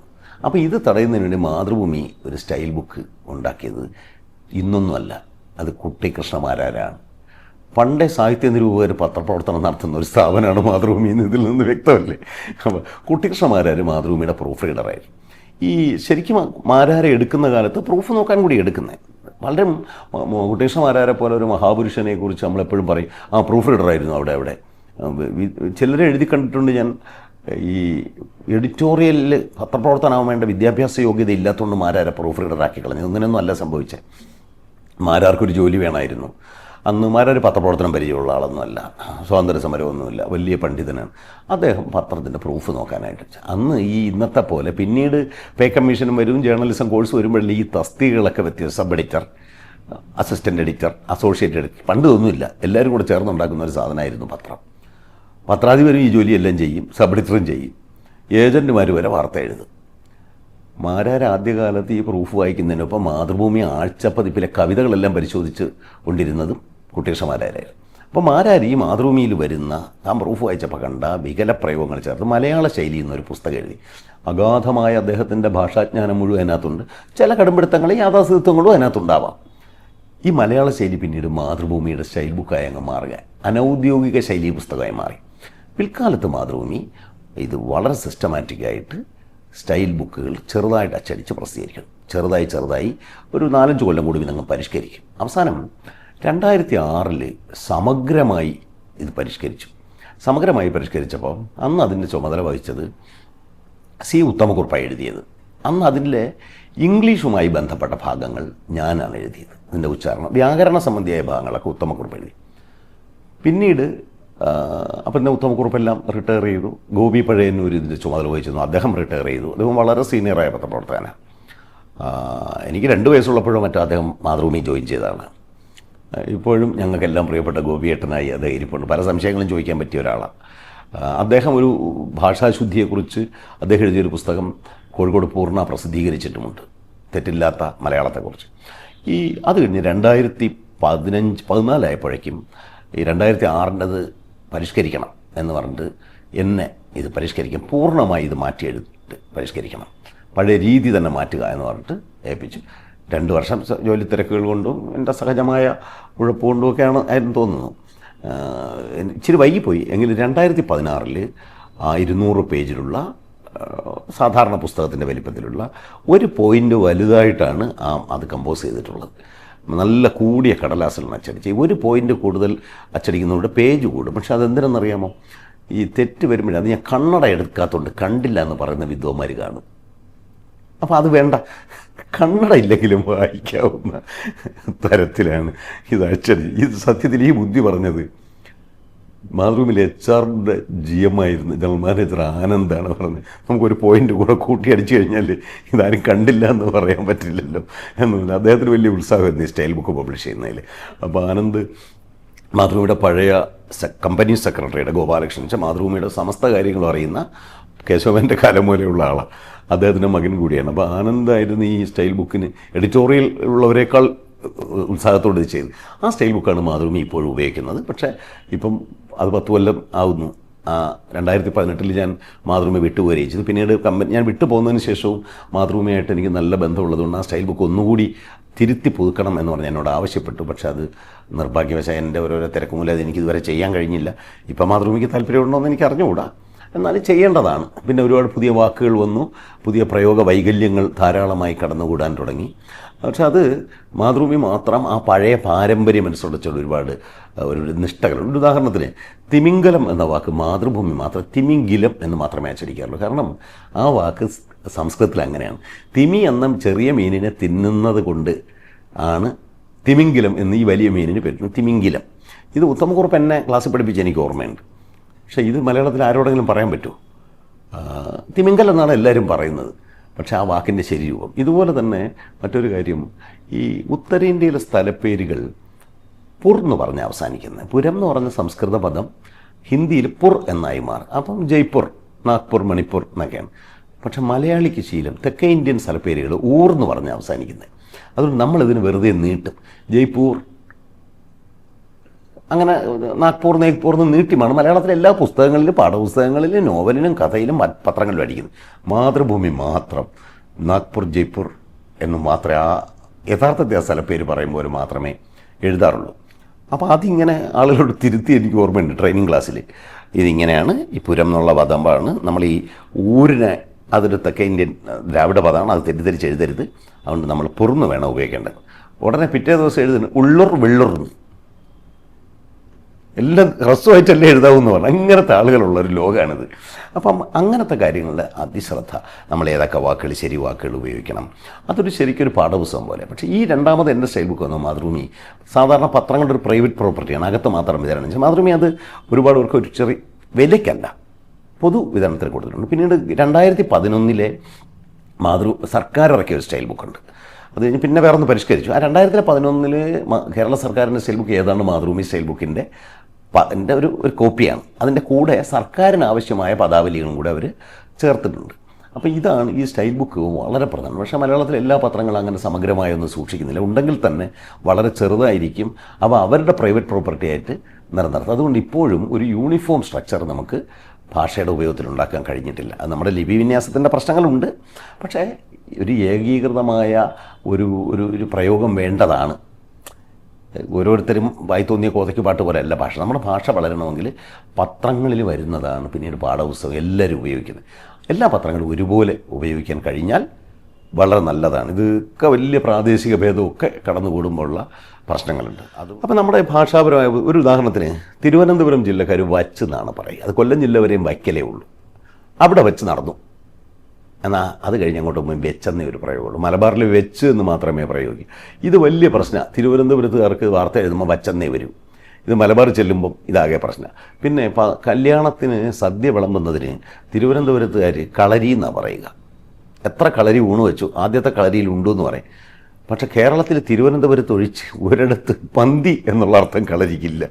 മലബാറിൽ ചെല്ലുമ്പോൾ വലിയ പ്രശ്നമാണ്. ഒരു വാർത്ത വായിച്ച് കോഴിക്കോട് കയറിൽ അത്ഭുതപ്പെട്ടു പോയി. കളരിയോ? കല്യാണത്തിനിടയിൽ കളരി എവിടെ നിന്ന് വന്നു? അവർ മറ്റേ തച്ചോളി വധേരൻ്റെ കളരി ആലോചിച്ചത്. ഇതുപോലെ തന്നെ രസകരമായ ഒരു സംഭവം എനിക്ക് ഓർമ്മയില്ല. ഈ വാക്കുകൾ ഉണ്ടാക്കുന്ന കുഴപ്പം. കോഴിക്കോട് നഗരെ ഇപ്പം വലിയ ഇതായിപ്പോയി. പണ്ട് ഞാൻ ജോലി ചെയ്യുന്ന 90കളുടെയൊക്കെ തുടക്കത്തിലൊക്കെ ടൗണിലൊക്കെ കുറുക്കനുണ്ടായിരുന്നു. കാട് പിടിച്ച പ്രദേശങ്ങൾ, കാട്ടുപന്തുകളൊക്കെ ഉണ്ടായിരുന്നു. അപ്പോൾ രാത്രിയൊക്കെ കുറുക്കൻ്റെ നിലവിളിയൊക്കെ. തിരുവനന്തപുരത്ത് ഒരിക്കലും നിങ്ങൾ കുറുക്കൻ്റെ നിലവിളി കേൾക്കില്ല, കൊച്ചിയിലും കേൾക്കുകയില്ല. അപ്പോൾ ഈ ഇങ്ങനെ ഇറങ്ങുന്ന കുറുക്കൻ പെൺകുറുക്കന്മാരിൽ നാട്ടിലെ നായ്ക്കൾ സന്താനോൽപാദനം നടത്തി ഒരു കുട്ടി ഉണ്ടാവും. പെൺകുറുക്കനും മറ്റേ നമ്മുടെ നാടൻ നായിലുണ്ടായ കുട്ടിയെ നായ്ക്കുറുക്കൻ എന്നാണ് കോഴിക്കോട്ടുകാർ പറയുന്നത്. അപ്പോൾ കുറച്ചു കാലം കഴിഞ്ഞൊരു സ്റ്റിയറിംഗ് വീലുള്ള പെട്ടി ഓട്ടോറിക്ഷ ഉണ്ടല്ലോ, അതൊരു സ്റ്റിയറിംഗ് വെച്ച് ഓടിച്ചു പോകുന്നത്.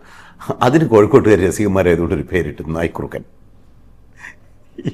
അപ്പോൾ ആ ഇടയ്ക്ക് അവിടെ ഇവിടെ ഒരു ആക്സിഡൻറ്റ്, ഈ വണ്ടി തട്ടിയിട്ട് ഒരാളിന് പരിക്കേറ്റു. അപ്പോൾ അവിടുത്തെ ഒരു പ്രാദേശിക ലേഖന ഏജൻ്റ് ഒരു വാർത്ത എഴുതി വെച്ച് നായ്ക്കുറുക്കൻ ഇടിച്ച് പരിക്കേറ്റു എന്നൊരു വാർത്ത വന്നു. അപ്പോൾ തിരുവനന്തപുരത്തുകാരനായ സബ് എഡിറ്ററെ തിരുത്തിക്കളഞ്ഞു. നായ്ക്കുറുക്കൻ ഇടിക്കില്ലല്ലോ, കടിക്കുകയല്ലേ ചെയ്യുമെന്ന് വിചാരിച്ചു. അയാൾ ആ ജന്തു എന്നാണ് മനസ്സിലാക്കി. അങ്ങനെ പത്രത്തിൽ വന്ന വാർത്ത, നായ്ക്കുറുക്കൻ കടിച്ചു പരിക്കേറ്റു എന്ന് പറഞ്ഞു. നായ്ക്കുറുക്കൻ്റെ ഡ്രൈവറെ പോലീസ് അറസ്റ്റ് ചെയ്തു അവസാനം. അങ്ങനെ അപ്പം ഞാനിങ്ങനെ ഈ സ്റ്റൈൽ ബുക്കെല്ലാം എഴുതി. സ്റ്റൈൽ ബുക്ക് പത്രത്തിൻ്റെ പ്രൈവറ്റ് പ്രോപ്പർട്ടി, അത് എൻ്റെ പേരിലൊന്നും പ്രസിദ്ധീകരിക്കില്ല. പക്ഷേ എൻ്റെ പത്രാധിപരെ എം കേശവമേനൻ എന്നോട് പറഞ്ഞു, രാജശേഖരൻ ഒരു കാര്യം ചെയ്യും, വളരെ അധ്വാനിച്ചല്ലേ പുസ്തകം എഴുതിയത്, ഞാനും നിങ്ങളൊക്കെ ഇവിടുന്ന് പോവും, ഈ പുസ്തകം ഇവിടെ കിടക്കും, ഒരു കാര്യം ചെയ്യൂ, നിങ്ങളുടെ പേര് കൂടി എൻ്റെ ആമുഖക്കുറിപ്പ് എഴുതുമ്പോൾ അതിനകത്ത് ചേർക്കണം എന്ന് പറഞ്ഞു. അപ്പോൾ അപ്പോൾ അതുകൊണ്ട് ആ പുസ്തകത്തിൽ പത്രാധിപരുടെ കുറിപ്പിലും മാനേജിംഗ് എഡിറ്റർ പി വി ചന്ദ്രൻ്റെ എഴുതിയ കുറിപ്പിലും ഇത് തയ്യാറാക്കിയത് മാതൃഭൂമിയുടെ ന്യൂസ് എഡിറ്ററും സാഹിത്യ നിരൂപകനുമായ പി കെ രാജശേഖരനാണെന്നുണ്ട്. അത് മാത്രമാണ് ഞാനാണത് ഇത് ചെയ്തതെന്നുള്ളതിൻ്റെ ഏക തെളിവായത്. കേശവമേനോൻ്റെ എന്നോട് എനിക്ക് നന്ദിയുണ്ട് അതിനകത്ത്. ഇല്ലെങ്കിൽ കുറച്ച് കാലം കഴിഞ്ഞ് ആളുകൾ മറക്കും. പുതിയ ആളുകൾക്ക് ഇപ്പം ഞാൻ വന്നതിന് ശേഷം വരുന്ന ആളുകൾക്ക് പലരും എന്നെ അറിയാൻ വഴിയില്ല. അവർ ചിലപ്പോൾ സാഹിത്യ നിരൂപകനായ പി കെ രാജശേഖരൻ അറിയും. പക്ഷെ അവിടെ മാതൃഭൂമി ജോലി ചെയ്തിരുന്നൊരു ജേർണലിസ്റ്റ് ആയിരുന്നു എന്നുള്ളത് അറിയുകയില്ല. ഞാൻ മാതൃഭൂമിയുടെ പല പല യൂണിറ്റുകളിൽ ജോലി ചെയ്തിട്ടുണ്ട്. തിരുവനന്തപുരം, ഞാൻ കോഴിക്കോട്, മലപ്പുറം, കണ്ണൂർ, ഡൽഹി. അപ്പോൾ അതിനകത്ത് മലപ്പുറത്തും കണ്ണൂരും തിരുവനന്തപുരത്തും ഞാൻ ന്യൂസ് എഡിറ്ററായിരുന്നു. തിരുവനന്തപുരത്ത് ന്യൂസ് എഡിറ്ററായിരിക്കുമ്പോഴാണ് 2018 ഞാൻ പത്രപ്രവർത്തനം അവസാനിപ്പിച്ച് ഞാൻ ജോലി രാജിവെച്ചത്. അപ്പോൾ സാധാരണ ഒരു അർബൻ ഫോക്ലോർ ഉള്ളത് പത്രപ്രവർത്തകർ രാജിവെക്കണമെങ്കിൽ മാനേജ്മെൻറ്റുമായിട്ട് ഏറ്റുമുട്ടി വേണം മരിക്കേണ്ടത്. പത്രപ്രവർത്തകരല്ലാതെ രാജിവെച്ചുകൂടാ. ഞാൻ ആരോട് ഏറ്റുമുട്ടുകയോ ഒന്നും മാനേജ്മെൻറ്റിൻ്റെ എല്ലാ പിന്തുണയും എനിക്കുണ്ടായിരുന്നു എന്നുള്ളതാണ് സത്യം. അപ്പം ഞാൻ രാജിവെച്ചപ്പോൾ എനിക്ക് ആകെ ഒരു വിഷമം. വീരേന്ദ്രകുമാർ കമ്പനിയുടെ മാനേജിംഗ് ഡയറക്ടറാണ്, ചെയർമാനാണ്, വളരെ മുതിർന്ന രാഷ്ട്രീയ നേതാവാണ്, വലിയ വിവരമുള്ള മനുഷ്യൻ. അദ്ദേഹം എന്ത് പറയും എന്നുള്ളതാണ്. മാതൃഭൂമിയിൽ ജോലി ചെയ്തവർക്കെല്ലാം അദ്ദേഹം വളരെ ഒരു ഫാദർ ഫിഗർ പോലെയാണ്. അപ്പം ഞാൻ അദ്ദേഹത്തെ ഒളിച്ച് ഇങ്ങനെ നടക്കുകയാണ്. ഇത് അദ്ദേഹം പിടികൂടിയ പ്രശ്നമല്ലേ. പുള്ളി പോണ്ട എന്ന് പറഞ്ഞാലേ അത് നിഷേധിച്ചിട്ട് വരുന്നത് മാതൃഭൂമിയുടെ രീതിയല്ല. ഒന്നത് മാതൃഭൂമിയിൽ ആരും സർന്ന് വിളിക്കാൻ പാടില്ല എന്നാണ് നിയമം. രേഖാമൂലമുള്ള നിയമമല്ല. മാതൃഭൂമിയിൽ ആരും സർന്ന് വിളിക്കാറില്ല. ഒന്ന് പേര് വിളിക്കണം, അല്ലെങ്കിൽ തസ്തിക വിളിച്ചാൽ മതി. മാതൃഭൂമി മലബാർ രീതി അനുസരിച്ച് ഏട്ടാന്നാണ് അവിടെ എല്ലാവരും വിളിക്കാറുള്ളത്. അപ്പോൾ വീരേന്ദ്രകുമാറിനെ ആരും സർന്നല്ല വിളിക്കുന്നത്, MD എന്നാണ് വിളിക്കുന്നത്. അപ്പോൾ ഞാൻ രാജിക്കത്ത് കൊടുത്തു. രാജിക്കത്ത് കൊടുത്തതിന് ശേഷം മാതൃഭൂമിയുടെ പുതിയ ട്രെയിനികളുടെ ട്രെയിനിങ്ങിന് ക്ലാസ് എടുക്കാൻ എന്നെ വിളിച്ചു. അപ്പോൾ ഞാൻ HR ഡിപ്പാർട്ട്മെൻറ്റിൽ വിളിച്ച് GM-നോട് പറഞ്ഞു, നിങ്ങളുടെ കത്ത് വന്നു, ഞാൻ ക്ലാസ് എടുക്കാൻ വരണം. ഞാനൊരു നല്ല റോൾ മോഡലാണോ? നിങ്ങളെല്ലാം അവിടെ ഇരുന്നോളാം, ഞാൻ രാജിവെച്ച് പോവുകയാണെന്നല്ലേ ആ കുട്ടികൾ വിചാരിക്കുന്നുണ്ട്. ഞാൻ ക്ലാസ് എടുക്കണം. അപ്പോൾ എൻ്റെ ജനറൽ മാനേജർ ആനന്ദ് പറഞ്ഞു, നിങ്ങളല്ലേ രാജിവെച്ചത്, മാതൃഭൂമി നിങ്ങളോട് രാജിവെക്കാൻ പറഞ്ഞില്ല. അപ്പോൾ എനിക്കാകെ വിഷമമായി. ഇതിപ്പോൾ നമ്മൾ പോണ്ട എന്നാണോ ഈ പറഞ്ഞത്? ഇവരിത് സ്വീകരിക്കാതിരിക്കും, ആകെ അബദ്ധമാവുമല്ലോ എന്ന് പറഞ്ഞു. അവസാനം ഞാൻ ക്ലാസ് എടുക്കാൻ പോയി. ആ ക്ലാസ് എടുക്കുന്ന ദിവസം ഞാൻ വീരേന്ദ്രകുമാറിനെ നേരിട്ട് കണ്ടു. നേരിട്ട് കണ്ടപ്പം അദ്ദേഹം അന്നിച്ച് അസുഖത്തിൻ്റെ പ്രശ്നം, ക്ഷീണിതനായിരുന്നു. അപ്പോൾ എന്നോട് പുള്ളി ചോദിച്ചത്, എന്താ നിർബന്ധമാണോ പോകണം? അപ്പം ഞാൻ പറഞ്ഞ MD, ഞാൻ പിണങ്ങിയൊന്നും അല്ലല്ലോ പോകുന്നത്. കാരണം ഞാൻ എൻ്റെ സ്വന്തം സ്ഥലത്തു നിന്നല്ലേ പോകുന്നത്. ഞാൻ എൻ്റെ സ്വന്തം നാടായ തിരുവനന്തപുരത്ത് നിന്നാണ് പോകുന്നത്. എനിക്ക് ഒരു അസൗകര്യം ഉണ്ടാക്കിയിട്ടില്ല, ഒരു പരാതിയില്ല എന്ന് പറഞ്ഞാൽ അന്ന് അദ്ദേഹം സമ്മതിച്ചത്. എനിക്ക് മറ്റ് എഴുതാനൊക്കെ ഉള്ള കാര്യങ്ങൾ വേണ്ടി. അങ്ങനെയാണ് ഞാൻ ജോലി രാജിവെക്കുന്നത്. ജോലി രാജിവെച്ച് മാനേജ്മെൻറ്റായിട്ട് ഒരു ഏറ്റുമുട്ടലോ ഒന്നുമില്ല, പത്രാധിപരുമായിട്ടും ഒരു ഏറ്റുമുട്ടലില്ല. അപ്പോൾ അന്നത്തെ പത്രാധിപർ PI രാജീവ് എന്ന് പറഞ്ഞ ജേർണലിസ്റ്റാണ്. രാജീവ് എന്നോട് പറഞ്ഞു, കുറച്ച് നാളോടെ നിന്നൂടെ എന്ന് ചോദിച്ചു.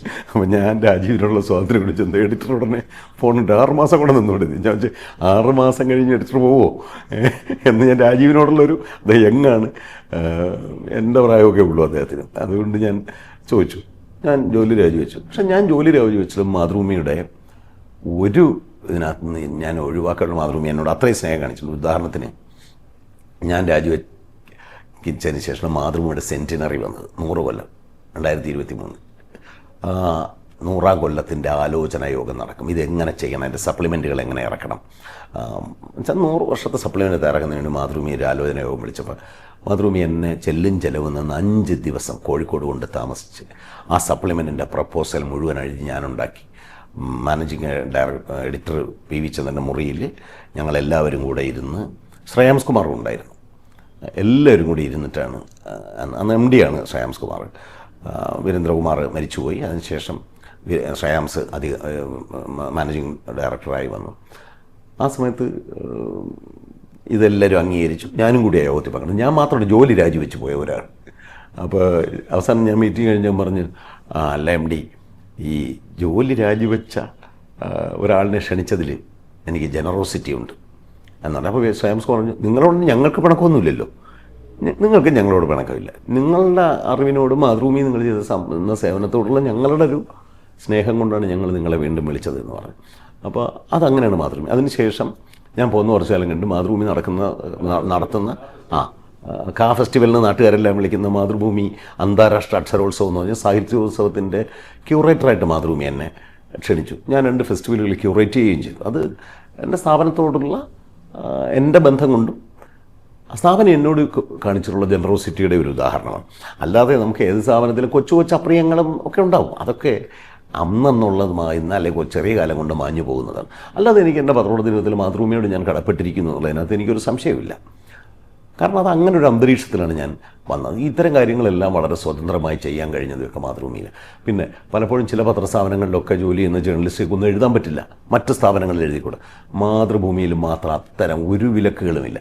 നിങ്ങൾ പുസ്തകം എഴുതുകയോ സാഹിത്യം എഴുതുകയോ അത് എവിടെ മനോരമയിൽ എഴുതിയാലും ശരി, ഭാഷാഭൂഷണിയിൽ എഴുതിയാലും ശരി, നിങ്ങൾ പത്രപ്രവർത്തനം നടത്തരുത്. അതിനകത്ത് പത്രവാർത്ത എഴുതരുത്. നിങ്ങൾക്ക് മറ്റെന്തും എഴുതാം. കാരണം ഒരുപക്ഷെ ഏറ്റവും കൂടുതൽ എഴുത്തുകാരുണ്ടായിട്ടുള്ള പത്രസ്ഥാപനവും മാതൃഭൂമിയാണ്. കാരണം ആദ്യ പത്രാധിപരെ വലിയ എഴുത്തുകാരനായിരുന്നു. അത് കഴിഞ്ഞ് പിന്നെ വന്നവരാരൊക്കെ എൻ വി കൃഷ്ണനായാലും എം ടി വാസുദേവൻ നായരായാലും ഇങ്ങേയറ്റം ഇപ്പോൾ സുഭാഷ് ചന്ദ്രനായാലും എല്ലാവരും മാതൃഭൂമിയിൽ നിന്ന് വന്നത്. ഈ ഒരു സ്വാതന്ത്ര്യത്തിൻ്റെ അന്തരീക്ഷം അതിനകത്തുണ്ട്. എഴുത്ത് ആരെയും കമ്പനിയുടെ താല്പര്യങ്ങൾ, മാതൃഭൂമിയുടെ താല്പര്യം പത്രപ്രവർത്തനത്തെ ബാധിക്കാത്തടത്തോളം കാലം അത് കുഴപ്പമില്ല.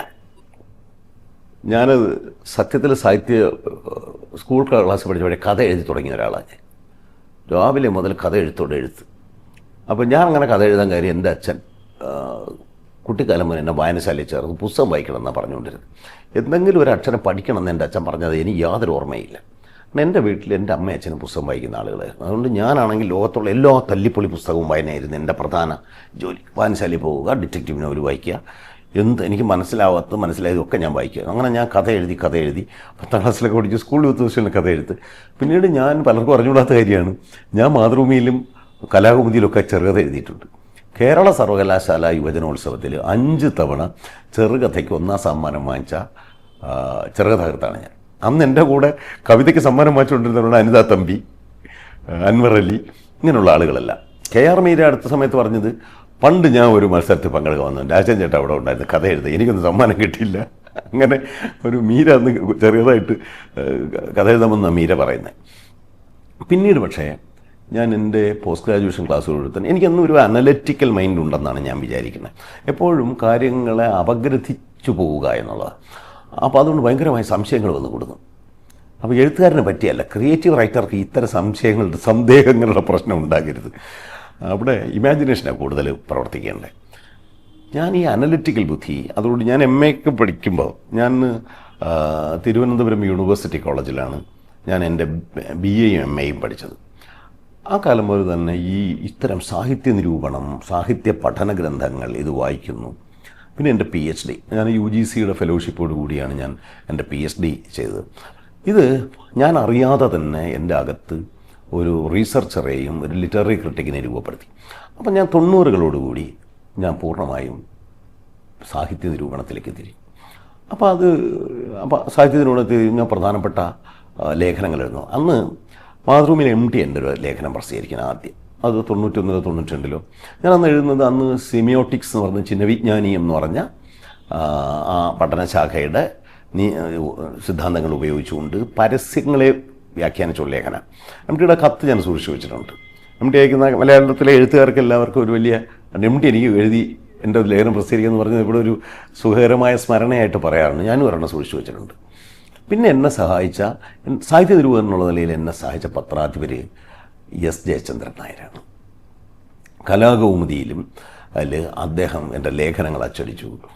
OV വിജയനെക്കുറിച്ചുള്ള എൻ്റെ പഠനങ്ങൾ ഇതെല്ലാം ജയചന്ദ്രൻ നായരാണ്. ഇത് എന്നെ വളരെയധികം സഹായിച്ചു. എനിക്ക് ഒരു പത്രാധിപരോട് എനിക്ക് കടപ്പാടുണ്ടെങ്കിൽ അത് S ജയചന്ദ്രൻ നായരോടും കലാകൗമുദി എന്ന പ്രസിദ്ധീകരണത്തോടുമാണ്. കാരണം എന്നെ സാഹിത്യ നിരൂപകനാക്കി മാറ്റിയത് ഈ പത്രാധിപരും ഈ കലാകൗമുദിയുമാണ്. മാതൃഭൂമി എനിക്ക് സേവനം ചെയ്തിട്ടില്ല എന്നല്ല, പക്ഷേ ഞാൻ എസ്റ്റാബ്ലിഷ് ചെയ്തതിനു ശേഷമാണ് മാതൃഭൂമിയിൽ എൻ്റെ ലേഖനങ്ങൾ വന്നത്. പിന്നെ ഏത് തിരുവനന്തപുരത്തുകാരനും സഹജമായി തന്നെ കലാകൗമുദിയോട് ഒരു കൂടുതൽ മമത ഉണ്ടാവാൻ സാധ്യത, പ്രത്യേകിച്ചും 70കളിലും 80കളിലും കാലം ചെലവിട്ടവർക്ക് അങ്ങനെയാണത്. പിന്നീട് ഞാൻ വളരെ സീരിയസ് ആയിട്ടുള്ള സാഹിത്യ നിരൂപണത്തിലേക്ക് തിരിഞ്ഞു. 1994 എൻ്റെ ആദ്യത്തെ പുസ്തകം OV വിജയനെക്കുറിച്ചുള്ള സമഗ്രമായ പഠനം, പിതൃഘടികാരം, OV വിജയൻ്റെ കലയും ദർശനം എന്ന് പറഞ്ഞ പുസ്തകം DC ബുക്സ് പ്രസിദ്ധീകരിക്കുന്നു.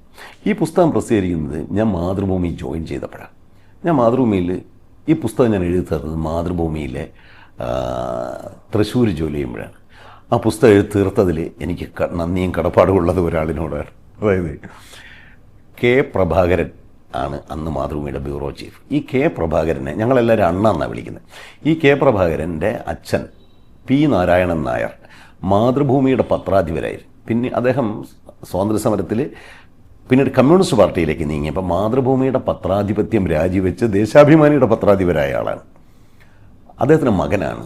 അരനൂറ്റാണ്ടിലൂടെ എന്ന ഗംഭീരമായ ആത്മകഥയുണ്ട് പി നാരായണൻ നായരുടെ. അന്നത്തെ അവിഭക്ത കമ്മ്യൂണിസ്റ്റ് പാർട്ടിയുടെ കൺട്രോൾ കമ്മീഷൻ അംഗമായിരുന്നു അദ്ദേഹം. അദ്ദേഹത്തിൻ്റെ മകനാണ് കെ പ്രഭാകരൻ. അപ്പം ഞാൻ കെ പ്രഭാകരനോട്, ഞാനൊന്ന് ബ്യൂറോയിൽ ജോലി ചെയ്യാൻ, ഞാനാണ് അണ്ണ, എനിക്ക് ഡെസ്കിലേക്കൊരു മാറ്റം തന്നാൽ കൊള്ളാം.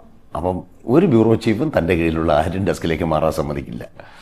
അപ്പോൾ ഞാൻ പറഞ്ഞു എനിക്കൊരു ചെറിയ പുസ്തകം എഴുതിത്തരണം. പറഞ്ഞു തന്നെ ഞാൻ ട്രെയിനിയാണ്. അപ്പോൾ കെ പ്രഭാകരൻ പറഞ്ഞു, എന്നാൽ ഞാൻ ഒരു കാര്യം ചെയ്യാം, വൈകുന്നേരം 4 മണിക്കൊരു ഷിഫ്റ്റുണ്ട്, നീ ആ ഷിഫ്റ്റിൽ 4:30 വന്നാൽ മതി, സ്ഥിരമായിട്ട് ഷിഫ്റ്റ് എടുത്തോളാം.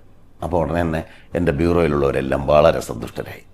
കാരണം ആ ഷിഫ്റ്റ് ആർക്കും ഇഷ്ടമില്ല. കാരണം അത് രാത്രി 12 മണി വരെ അവിടെ ഇരിക്കണം.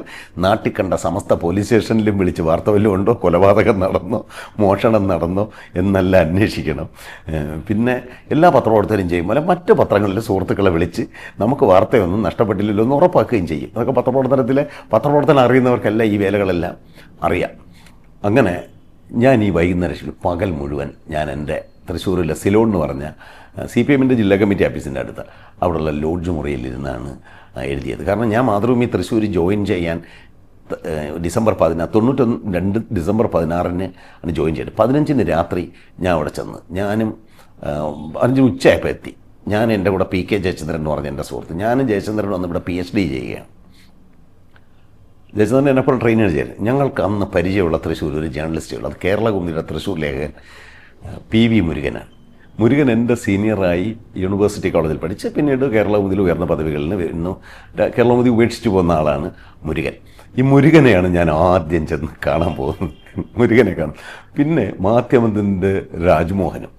ഈ മുരുകനാണ് ഞാൻ ആദ്യം ഔദ്യോഗികമായിട്ടൊരു പത്രപ്രവർത്തകനെ കാണുന്നത്.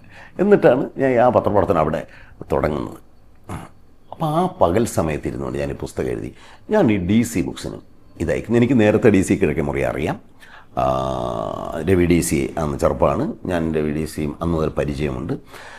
കാരണം ഞാൻ എൻ്റെ ക്യാമ്പസ് ജീവിതകാലത്ത് മലയാളത്തിലെ ഉത്തരാധുനികതയെക്കുറിച്ചുള്ള സംവാദങ്ങൾ തുടങ്ങി വെച്ച ആദ്യത്തെ പുസ്തകം എഡിറ്റ് ചെയ്തത് ഞാനാണ്. ഞാനും ഡോക്ടർ ആസാദും ചേർന്നാണ്. ഞങ്ങളന്ന് PhD വിദ്യാർത്ഥികളായിരിക്കും. അതിൽ നിന്നാണ് മലയാളത്തിലെ പോസ്റ്റ് മോഡേണിസത്തെക്കുറിച്ചുള്ള ചർച്ചകൾ മലയാള സാഹിത്യത്തിൽ ആരംഭിക്കുന്നത്. അങ്ങനെ എനിക്കൊരു പരിചയമുണ്ട് DC കിഴക്കേമുറിയുമായിട്ട്. ഈ പുസ്തകം ഞാൻ അയച്ചു. എനിക്കത് പ്രസിദ്ധീകരിക്കുന്നൊന്നും ഒരു ഇല്ല. പക്ഷേ DC ബുക്സിൽ നിന്ന് കത്ത് വന്നു, നിങ്ങളുടെ പുസ്തകം ഞങ്ങൾ പ്രസിദ്ധീകരിക്കാം. അതുവരെ DC ബുക്സിൻ്റെ രീതി എന്ന് പറഞ്ഞാൽ അന്ന് DC ബുക്സ് 20 കൊല്ലമേ ആയിട്ടുള്ളൂ. DC ബുക്സിൻ്റെ ഓരോ വർഷവും 17ാം വാർഷികത്തിന് 17 പുസ്തകം പ്രസിദ്ധീകരിക്കും. അതൊരു കാർഡിലാണ് ഈ 17 പുസ്തകങ്ങളുടെയും പേര് വച്ചടിച്ച് ഈ പ്രകാശന വാർഷികാഘോഷത്തിൻ്റെ വിവരം കാണും. പക്ഷേ 20ാമത്തെ വർഷത്തിൽ DC ബുക്സ് ഒരു വലിയ സ്ഥാപനമാവാൻ തുടങ്ങുകയാണ്. അവരൊരു പുതിയ മൾട്ടി സ്റ്റോറിഡ് ബിൽഡിംഗ് വെച്ചു. ശങ്കർ ഡിസൈൻ ചെയ്ത് വെച്ച ആ ബിൽഡിംഗ് DC സാറുണ്ട്. ആദ്യമായിട്ട് അവർ 20 പുസ്തകങ്ങൾ ഒരുമിച്ച് പ്രസംഗിക്കുന്ന ഒരു 8 പേജുള്ളൊരു ബുക്ക്ലെറ്റാണ് ഇറക്കി. അതിനുശേഷമാണ് കേരളത്തിലെ ഈ പുസ്തകങ്ങളുടെയൊക്കെ പ്രകാശനത്തിനുമൊക്കെ ബുക്ക്ലെറ്റുകൾ വരാൻ തുടങ്ങി. അതിനകത്ത് 20 പുസ്തകങ്ങളിൽ 19 അതിപ്രശസ്തനും 20ാമത്തെ അപ്രശസ്തനുമായിരുന്നു. ആ അപ്രശസ്തൻ ഞാനായിരുന്നു. ആ ബാക്കി 18 പേരും മലയാളത്തിലെ ഏറ്റവും വലിയ എഴുത്തുകാർ. 19ാമത്തെ ആൾ ഹെർമൻ ഹെസയുടെ ഒരു ട്രാൻസ്ലേഷനാണ്. പിന്നെ എൻ്റെ പുസ്തകം. എൻ്റെ ഭാഗ്യം കൊണ്ടാവണം ആ പുസ്തകം MT വാസുദേവൻ ആ ചടങ്ങ് മാപ്പിള ഹോളിൽ വെച്ച് പ്രകാശനം ചെയ്യുന്നത്. MTയുടെ പുസ്തകമുണ്ട് അതിനകത്ത്. ഏകാഗികളുടെ ശബ്ദം എന്ന് പറഞ്ഞ MTയുടെ പുസ്തകം അതിനകത്ത് വെച്ചാണ് പ്രകാശനം ചെയ്യുന്നു. 8 മാസം കൊണ്ട് ആ പുസ്തകം വിറ്റ് തീരുന്നു. സാഹിത്യ നിരൂപണം ഒരു കാലം ഒരു ബെസ്റ്റ് സെല്ലർ ആവുകയില്ല എന്നുള്ളത് എല്ലാവർക്കും അറിയാം. ഈ പിതൃകടിയാരും വിറ്റ് തീരുന്നു. പക്ഷേ ഉടൻ തന്നെ 97 എനിക്ക് സാഹിത്യ അക്കാദമി അവാർഡ് കിട്ടും. ആദ്യത്തെ പുസ്തകത്തിനാണ് എനിക്ക് സാഹിത്യ അക്കാദമി അവാർഡ് കിട്ടിയത്. സത്യത്തിൽ അതൊരു വലിയ ഭാഗ്യമാണ്. സാഹിത്യ അക്കാദമി അവാർഡ് ചെറുപ്പത്തിൽ കിട്ടുക. ആ അക്കാദമി അവാർഡ് കിട്ടിയതോടുകൂടി സാഹിത്യ നിരൂപണം വളരെ ഉത്തരവാദിത്വത്തോടെ ചെയ്യേണ്ടതെന്നുള്ള ബോധ്യം എനിക്കുണ്ടായി. ഞാൻ നിരന്തരമായ എൻ്റെ വായനയിലൂടെയും തൊട്ടടുത്ത് അക്കാദമി അവാർഡ് കിട്ടി ആദ്യത്തെ പുസ്തകം നന്നായിട്ട് വിറ്റു. ഉടനെ തന്നെ DC ബുക്സ് അടുത്ത പുതിയ പതിപ്പ് ഇറക്കുന്നു. എന്നിട്ട് ഞാൻ എൻ്റെ അടുത്ത പുസ്തകം ഇറക്കിയതേയില്ല. എൻ്റെ അടുത്ത പുസ്തകത്തിന് വേണ്ടി ഞാൻ 6 കൊല്ലം തയ്യാറെടുത്ത് 6 കൊല്ലം കണ്ടാണ് ഞാൻ എഴുതിയത്. അന്ധനായ ദൈവം എന്ന് പറഞ്ഞ് നോവലിനെ കുറിച്ചുള്ള ഒരു സമഗ്ര പഠനം. ഇപ്പോഴും എത്രയോ പതിപ്പുകൾ ആ പുസ്തകം വന്നിട്ടുണ്ട്. ഇപ്പോഴും കേരളത്തിലെ ഉന്നത വിദ്യാഭ്യാസ രംഗത്ത് സർവകലാശാല ഗവേഷണത്തിനും പോസ്റ്റ് ഗ്രാജുവേഷൻ ലെവലിലുള്ള പഠനത്തിന്, നോവൽ പഠനത്തിന് ഒരു അടിസ്ഥാന ഗ്രന്ഥമായിട്ടാണ് അത് ഉപയോഗിക്കുന്നതെന്നാണ് സിലബസിലേക്ക് റഫറൻസ് സൂചനയും അധ്യാപകർ പറഞ്ഞുമൊക്കെ എനിക്കറിയാവുന്നത്. അത് കഴിഞ്ഞ് എൻ്റെ മൂന്നാമത്തെ നിരൂപണ ഗ്രന്ഥം ഏകാന്ത നഗരങ്ങൾ, മലയാളത്തിലെ ഉത്തരാധുനിക മലയാള സാഹിത്യത്തിൻ്റെ സൗന്ദര്യശാസ്ത്രം എന്ന പുസ്തകം ഞാൻ പ്രസിദ്ധീകരിക്കുന്നത്. അത് കഴിഞ്ഞ് 6 വർഷം കഴിഞ്ഞ് 2006-ലാണ്. അതായത് 94-ൽ എൻ്റെ ആദ്യ പുസ്തകം, 99-ൽ 6 കൊല്ലം കഴിഞ്ഞ് 99-ൽ അന്ധനായ ദൈവം, 2006-ൽ ഏകാന്ത നഗരങ്ങൾ. ശേഷം ഈ അന്ധനായ ദൈവം എന്ന് പറഞ്ഞ പുസ്തകത്തോട് തന്നെ മലയാളത്തിലൊരു പ്രധാനപ്പെട്ട, ഈ തലമുറയിലെ പ്രധാനപ്പെട്ട സാഹിത്യ നിരൂപകൻ എന്നുള്ള ഒരു അംഗീകാരം എനിക്ക് കേരള സമൂഹവും മലയാള സാഹിത്യവും തന്നിട്ടുണ്ട്. പ്രത്യേകിച്ചും എൻ്റെ നിരൂപണത്തിന് ഉള്ളൊരു അക്കാദമിക് സ്വഭാവം കൂടിയുണ്ട്. അവയുടെ റഫറൻസ് വാല്യൂവും അക്കാഡമിക് മര്യാദകൾ പാലിച്ചുകൊണ്ടാണ് ഞാൻ സാഹിത്യ നിരൂപണം എഴുതിയിട്ടുള്ളത്. അല്ലാതെ എൻ്റെ മാനസികമായ തോന്നലുകൾ, ഇംപ്രഷൻസ് അല്ല.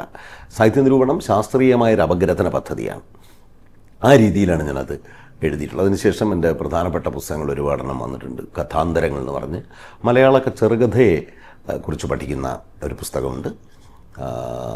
പിന്നെ സാംസ്കാരിക ചരിത്രം, കൾച്ചറൽ ഹിസ്റ്ററി എന്ന പ്രോജക്റ്റിൽ ഞാൻ കുറച്ച് പുസ്തകങ്ങൾ കൂടി എഴുതിയിട്ടുണ്ട്. അതിലൊരെണ്ണം മലയാളിയുടെ മാധ്യമ ജീവിതം എന്ന് പറഞ്ഞിട്ട് എങ്ങനെയാണ് പത്രവും നേരത്തെ ഞാൻ സൂചിപ്പിച്ചതുപോലെ അച്ചടിയും കേരളീയ സമൂഹത്തെ മാറ്റിമറിച്ചതിൻ്റെ ഒരു സാംസ്കാരിക ചരിത്രം മലയാളിയുടെ മാധ്യമ ജീവിതം എന്ന പേരിൽ ഞാൻ എഴുതിയിട്ടുണ്ട്.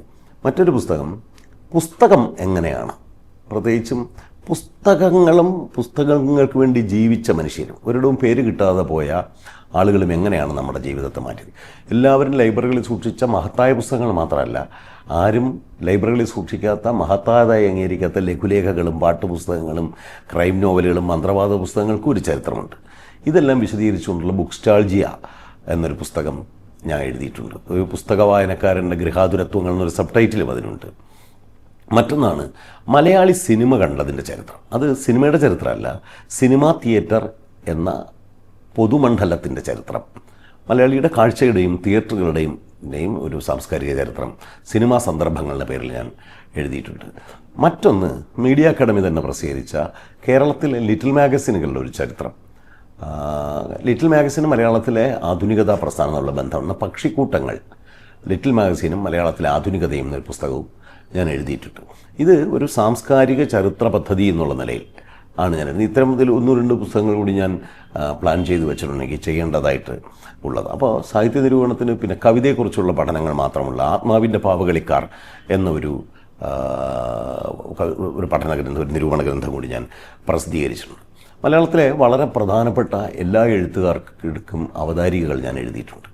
അത് ഒ വി വിജയൻ്റെ ഖസാക്കിൻ്റെ ഇതിഹാസത്തിന് അവതാരിക എഴുതിയ ഒരേ ഒരാൾ ഞാൻ ആണ്. കാരണം ഖസാക്കിൻ്റെ 25ാം വാർഷിക പതിപ്പ്, 25 വർഷം രജത ജൂബിലി പതിപ്പ് അന്ന് വളരെ സവിശേഷതകളോടുകൂടി DC ബുക്സ് 94-ൽ പ്രസിദ്ധീകരിച്ചു. അപ്പോൾ അതിൻ്റെ അവതാരിക വേണമെന്ന് DC കിഴക്കേമുറി തീരുമാനിച്ചു. അപ്പോൾ ഒ വി വിജയനോട് പറഞ്ഞപ്പം വിജയൻ പറഞ്ഞ് രാജശേഖരനെ കൊണ്ട് എഴുതിക്കും, ഒരു ചെറുപ്പക്കാരൻ. ഇതെനിക്ക് വിജയനുമായിട്ട് നല്ല ബന്ധമുണ്ട്. എൻ്റെ പിതൃഘടികാരം അപ്പോഴേക്കും പ്രസിദ്ധീകരിച്ചു കഴിഞ്ഞെന്നും അതിൽ അദ്ദേഹം വളരെ സന്തുഷ്ടനായിരുന്നു. അങ്ങനെ അതും എഴുതിയിട്ടുണ്ട്. ഇപ്പം ഞാൻ ONV സാറിനും സുഗതകുമാരി ടീച്ചർക്കും ബാലചന്ദ്രൻ ചുള്ളിക്കാടിനും ഉൾപ്പെടെയുള്ള പ്രധാനപ്പെട്ട എല്ലാ കവികൾക്കും അവതാരികകൾ എഴുതിയിട്ടുണ്ട്. പ്രധാനപ്പെട്ട നോവലിസ്റ്റുകൾക്കും പല പുസ്തകങ്ങൾക്ക് എഴുതിയിട്ടുണ്ട്. ഇതുപോലെ തന്നെ എൻ്റെ സാഹിത്യ ജീവിതത്തിൽ, എൻ്റെ പുസ്തക ജീവിതത്തിലെ പ്രധാനപ്പെട്ട ഒരു കാര്യം, ഞാൻ വലിയ ചില പുസ്തകങ്ങൾ, മേജർ പബ്ലിഷിംഗ് ഈവൻറ്റ്സ് എന്ന് പറയാവുന്ന വലിയ ബൃഹത് ഗ്രന്ഥങ്ങൾ എഡിറ്റ് ചെയ്തിട്ടുണ്ട്. അതെൻ്റെ പത്രപ്രവർത്തനത്തിന് സമാന്തരമാണ് ഇതൊക്കെ ഞാൻ ചെയ്തുകൊണ്ടിരുന്നത്. അപ്പോൾ എൻ്റെ ഉറക്കത്തിൽ നിന്ന് അവധിയെടുത്താണ് ഇതെല്ലാം ചെയ്തുകൊണ്ടിരുന്നതെന്ന് കൂടിയാണ് ഇത് കേൾക്കുന്നവർ ആലോചിക്കേണ്ടത്. ഉറക്കത്തിന് ഒരുപാട് സമയം ചെലവഴിച്ചാൽ അത്തരം ആർഭാടങ്ങൾക്ക് സമയമില്ല എന്നുള്ളത് കൊണ്ട് ഞാൻ അങ്ങനെ ചെയ്തതിലൊന്ന്, ഞാൻ DC കിഴക്കേമുറി എന്നെ ആ രംഗത്തേക്ക് ആദ്യം കൊണ്ടുവന്നു. DC കിഴക്കേമുറിയുടെ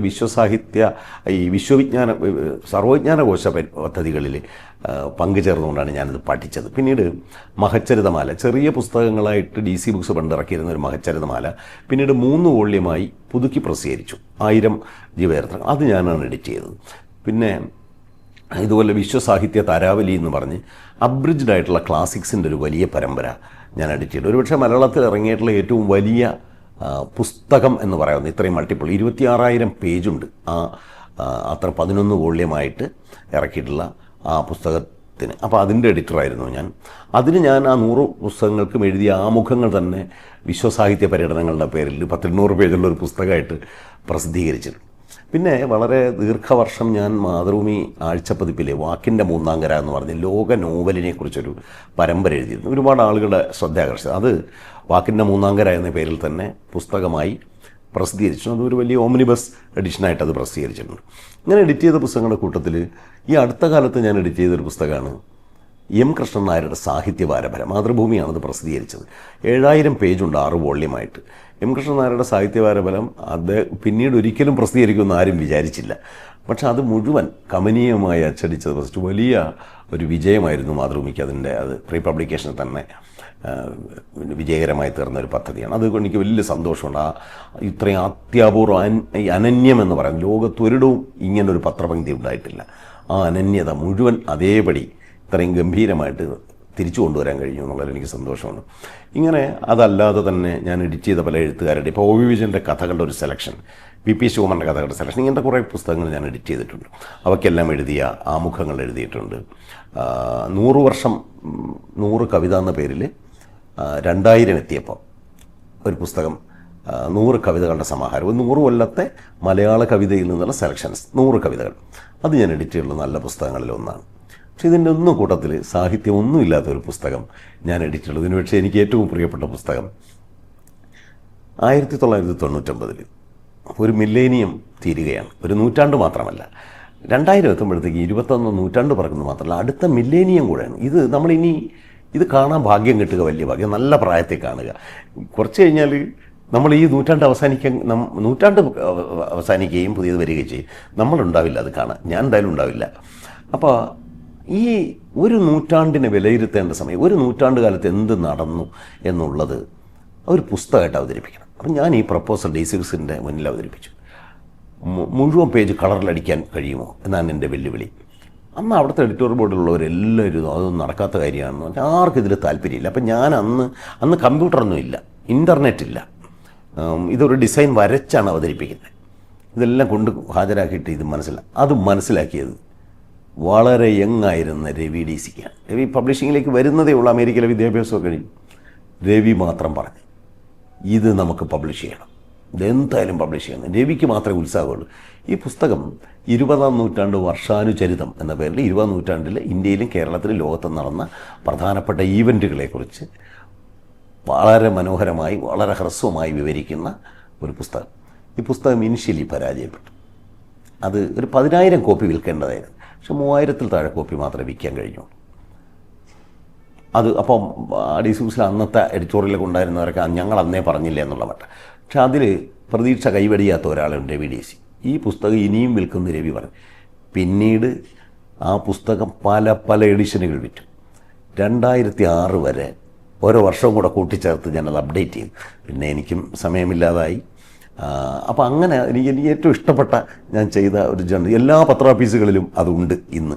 കാരണം അതൊരു വലിയ റെഫറൻസ് മെറ്റീരിയലാണ്. ആരും അറിഞ്ഞുകൂടാത്ത ഒരുപാട് സംഭവങ്ങളെ. ഇതിനൊക്കെ ഇംഗ്ലീഷ് പുസ്തകം കിട്ടും. ലോകത്തെവിടെയുള്ള സംഭവങ്ങൾ, യൂറോപ്പിൻ്റെ ചരിത്രം അവരെഴുതി വയ്ക്കുന്നത്. ഏഷ്യയിൽ എന്ത് നടന്നു, ഇന്ത്യയിൽ എന്ത് നടന്നു, കേരളത്തിൽ എന്ത് നടന്നു, ഇത്തരം ഒരു പുസ്തകത്തിനും ഉണ്ടാവില്ല ഇംഗ്ലീഷ് പുസ്തകങ്ങളിൽ. അവരമേരിക്കയുടെ യൂറോപ്പിൻ്റെയും ചരിത്രം. നമുക്ക് നമ്മുടെ ചരിത്രം എഴുതണമെങ്കിൽ ഇത്തരം പുസ്തകങ്ങളാണ് ഉണ്ടാക്കേണ്ടത്. അങ്ങനെയാണ് ഞാൻ ആ പുസ്തകം ചെയ്തത്. അപ്പോൾ ഇങ്ങനെ ഒരുപാട് ബൃഹത് ഗ്രന്ഥങ്ങൾ എഡിറ്റ് ചെയ്ത ഒരു രീതിയുണ്ട്. മീഡിയ അക്കാഡമിക്ക് വേണ്ടി തന്നെ കുട്ടികളുടെ ഒരു ജേർണലിസം ഹാൻഡ് ബുക്ക് സീരീസ് ഞാൻ എഡിറ്റ് ചെയ്തിട്ടുണ്ട്. ഇത് മുഴുവൻ എൻ്റെ സാഹിത്യ പ്രവർത്തനത്തിനും പത്രപ്രവർത്തനത്തിനും ഇടയ്ക്ക് നിൽക്കുന്ന പ്രവർത്തനങ്ങളാണ്.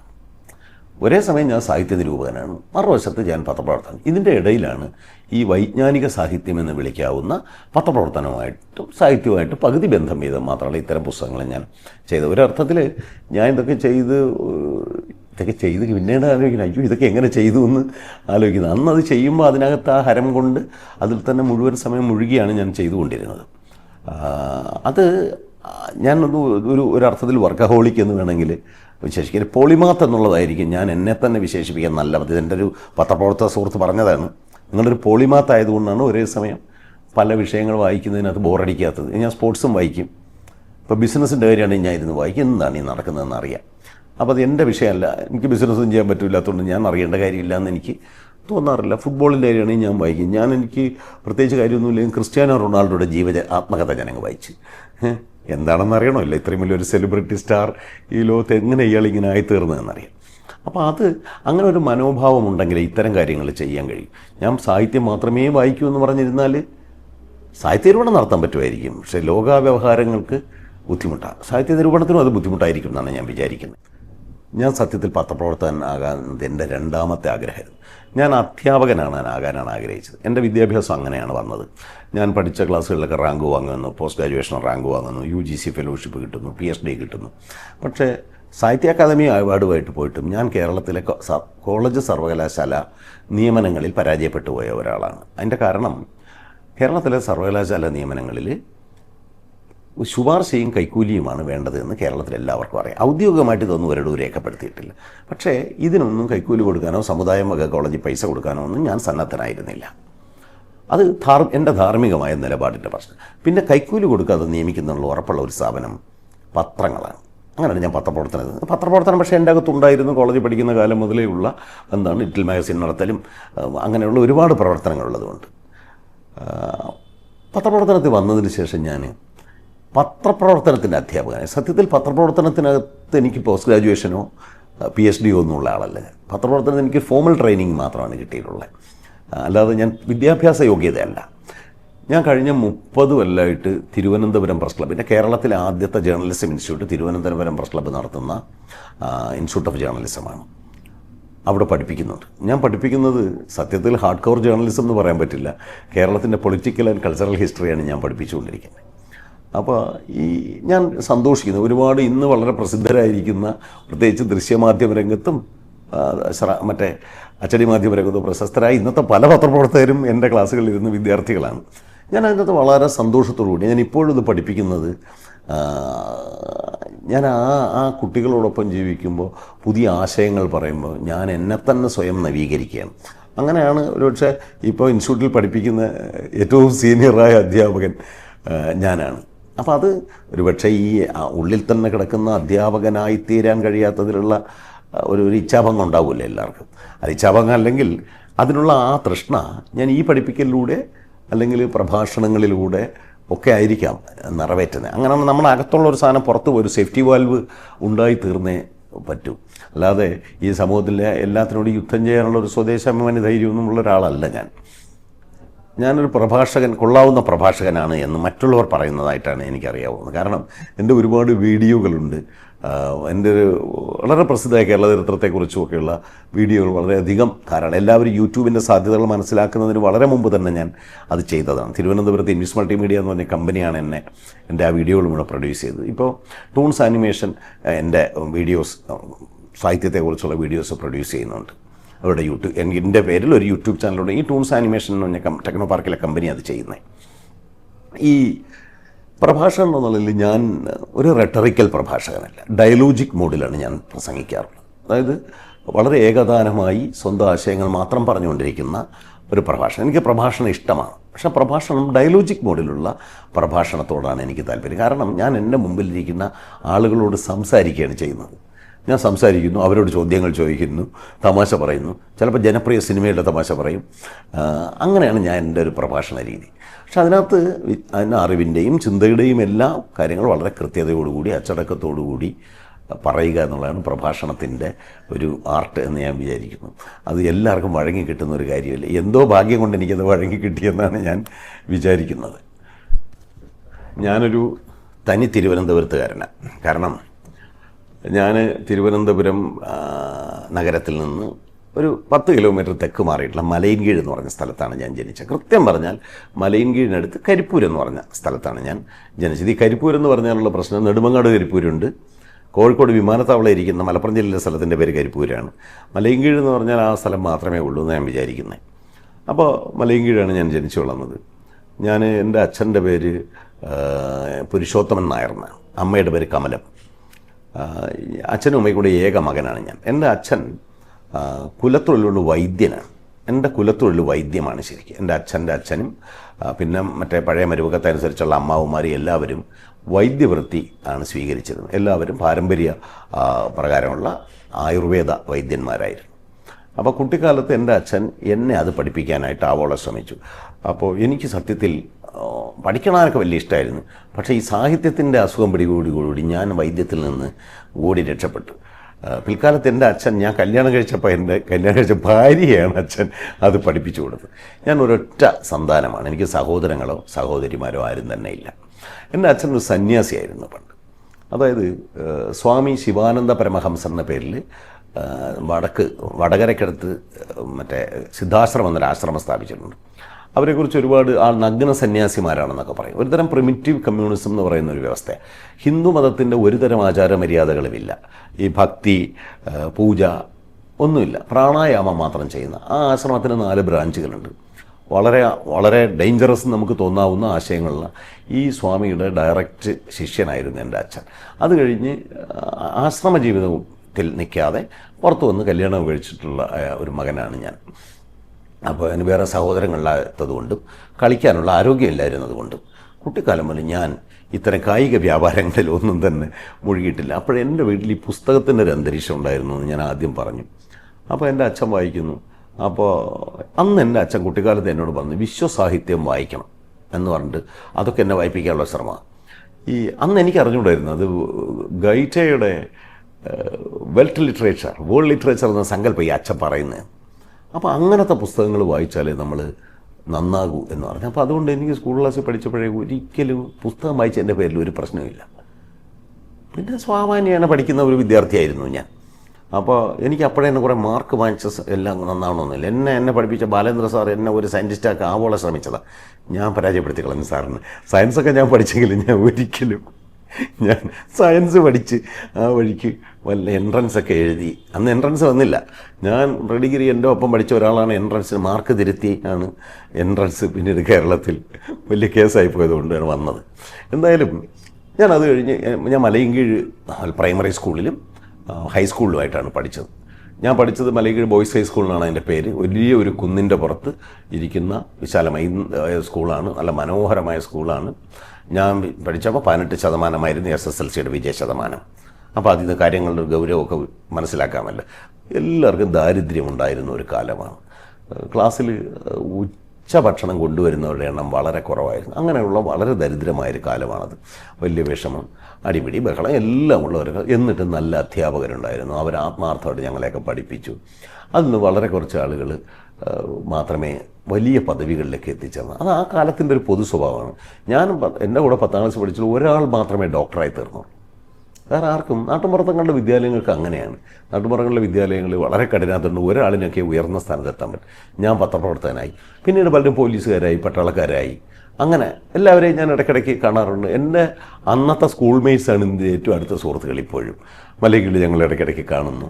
ഞാൻ മലയൻകീഴ് വിട്ടിട്ടേ ഇല്ല. അത് കഴിഞ്ഞ് ഞാൻ തിരുവനന്തപുരത്ത് ആർട്സ് കോളേജിലാണ് എൻ്റെ പ്രീ ഡിഗ്രി പഠിച്ചത്. ആർട്സ് കോളേജിൽ വെച്ചാണ് ഞാൻ ആദ്യമായിട്ട് സത്യത്തിൽ വലിയ ലൈബ്രറി കാണുന്നത്. ഞാൻ മലയൻകീഴ് ശ്രീകൃഷ്ണവിലാസം ഗ്രന്ഥശാല എന്ന് പറഞ്ഞ 110 കൊല്ലത്തോളം പഴക്കമുള്ള തിരുവിതാംകൂറിലെ ആദ്യ വായനശാലകളിൽ ഒന്നാണ് ഞാൻ വായിച്ചു തുടങ്ങിയത്. ഇന്നും ഞാൻ ആ വായനശാലയിൽ പോകാറുണ്ട്.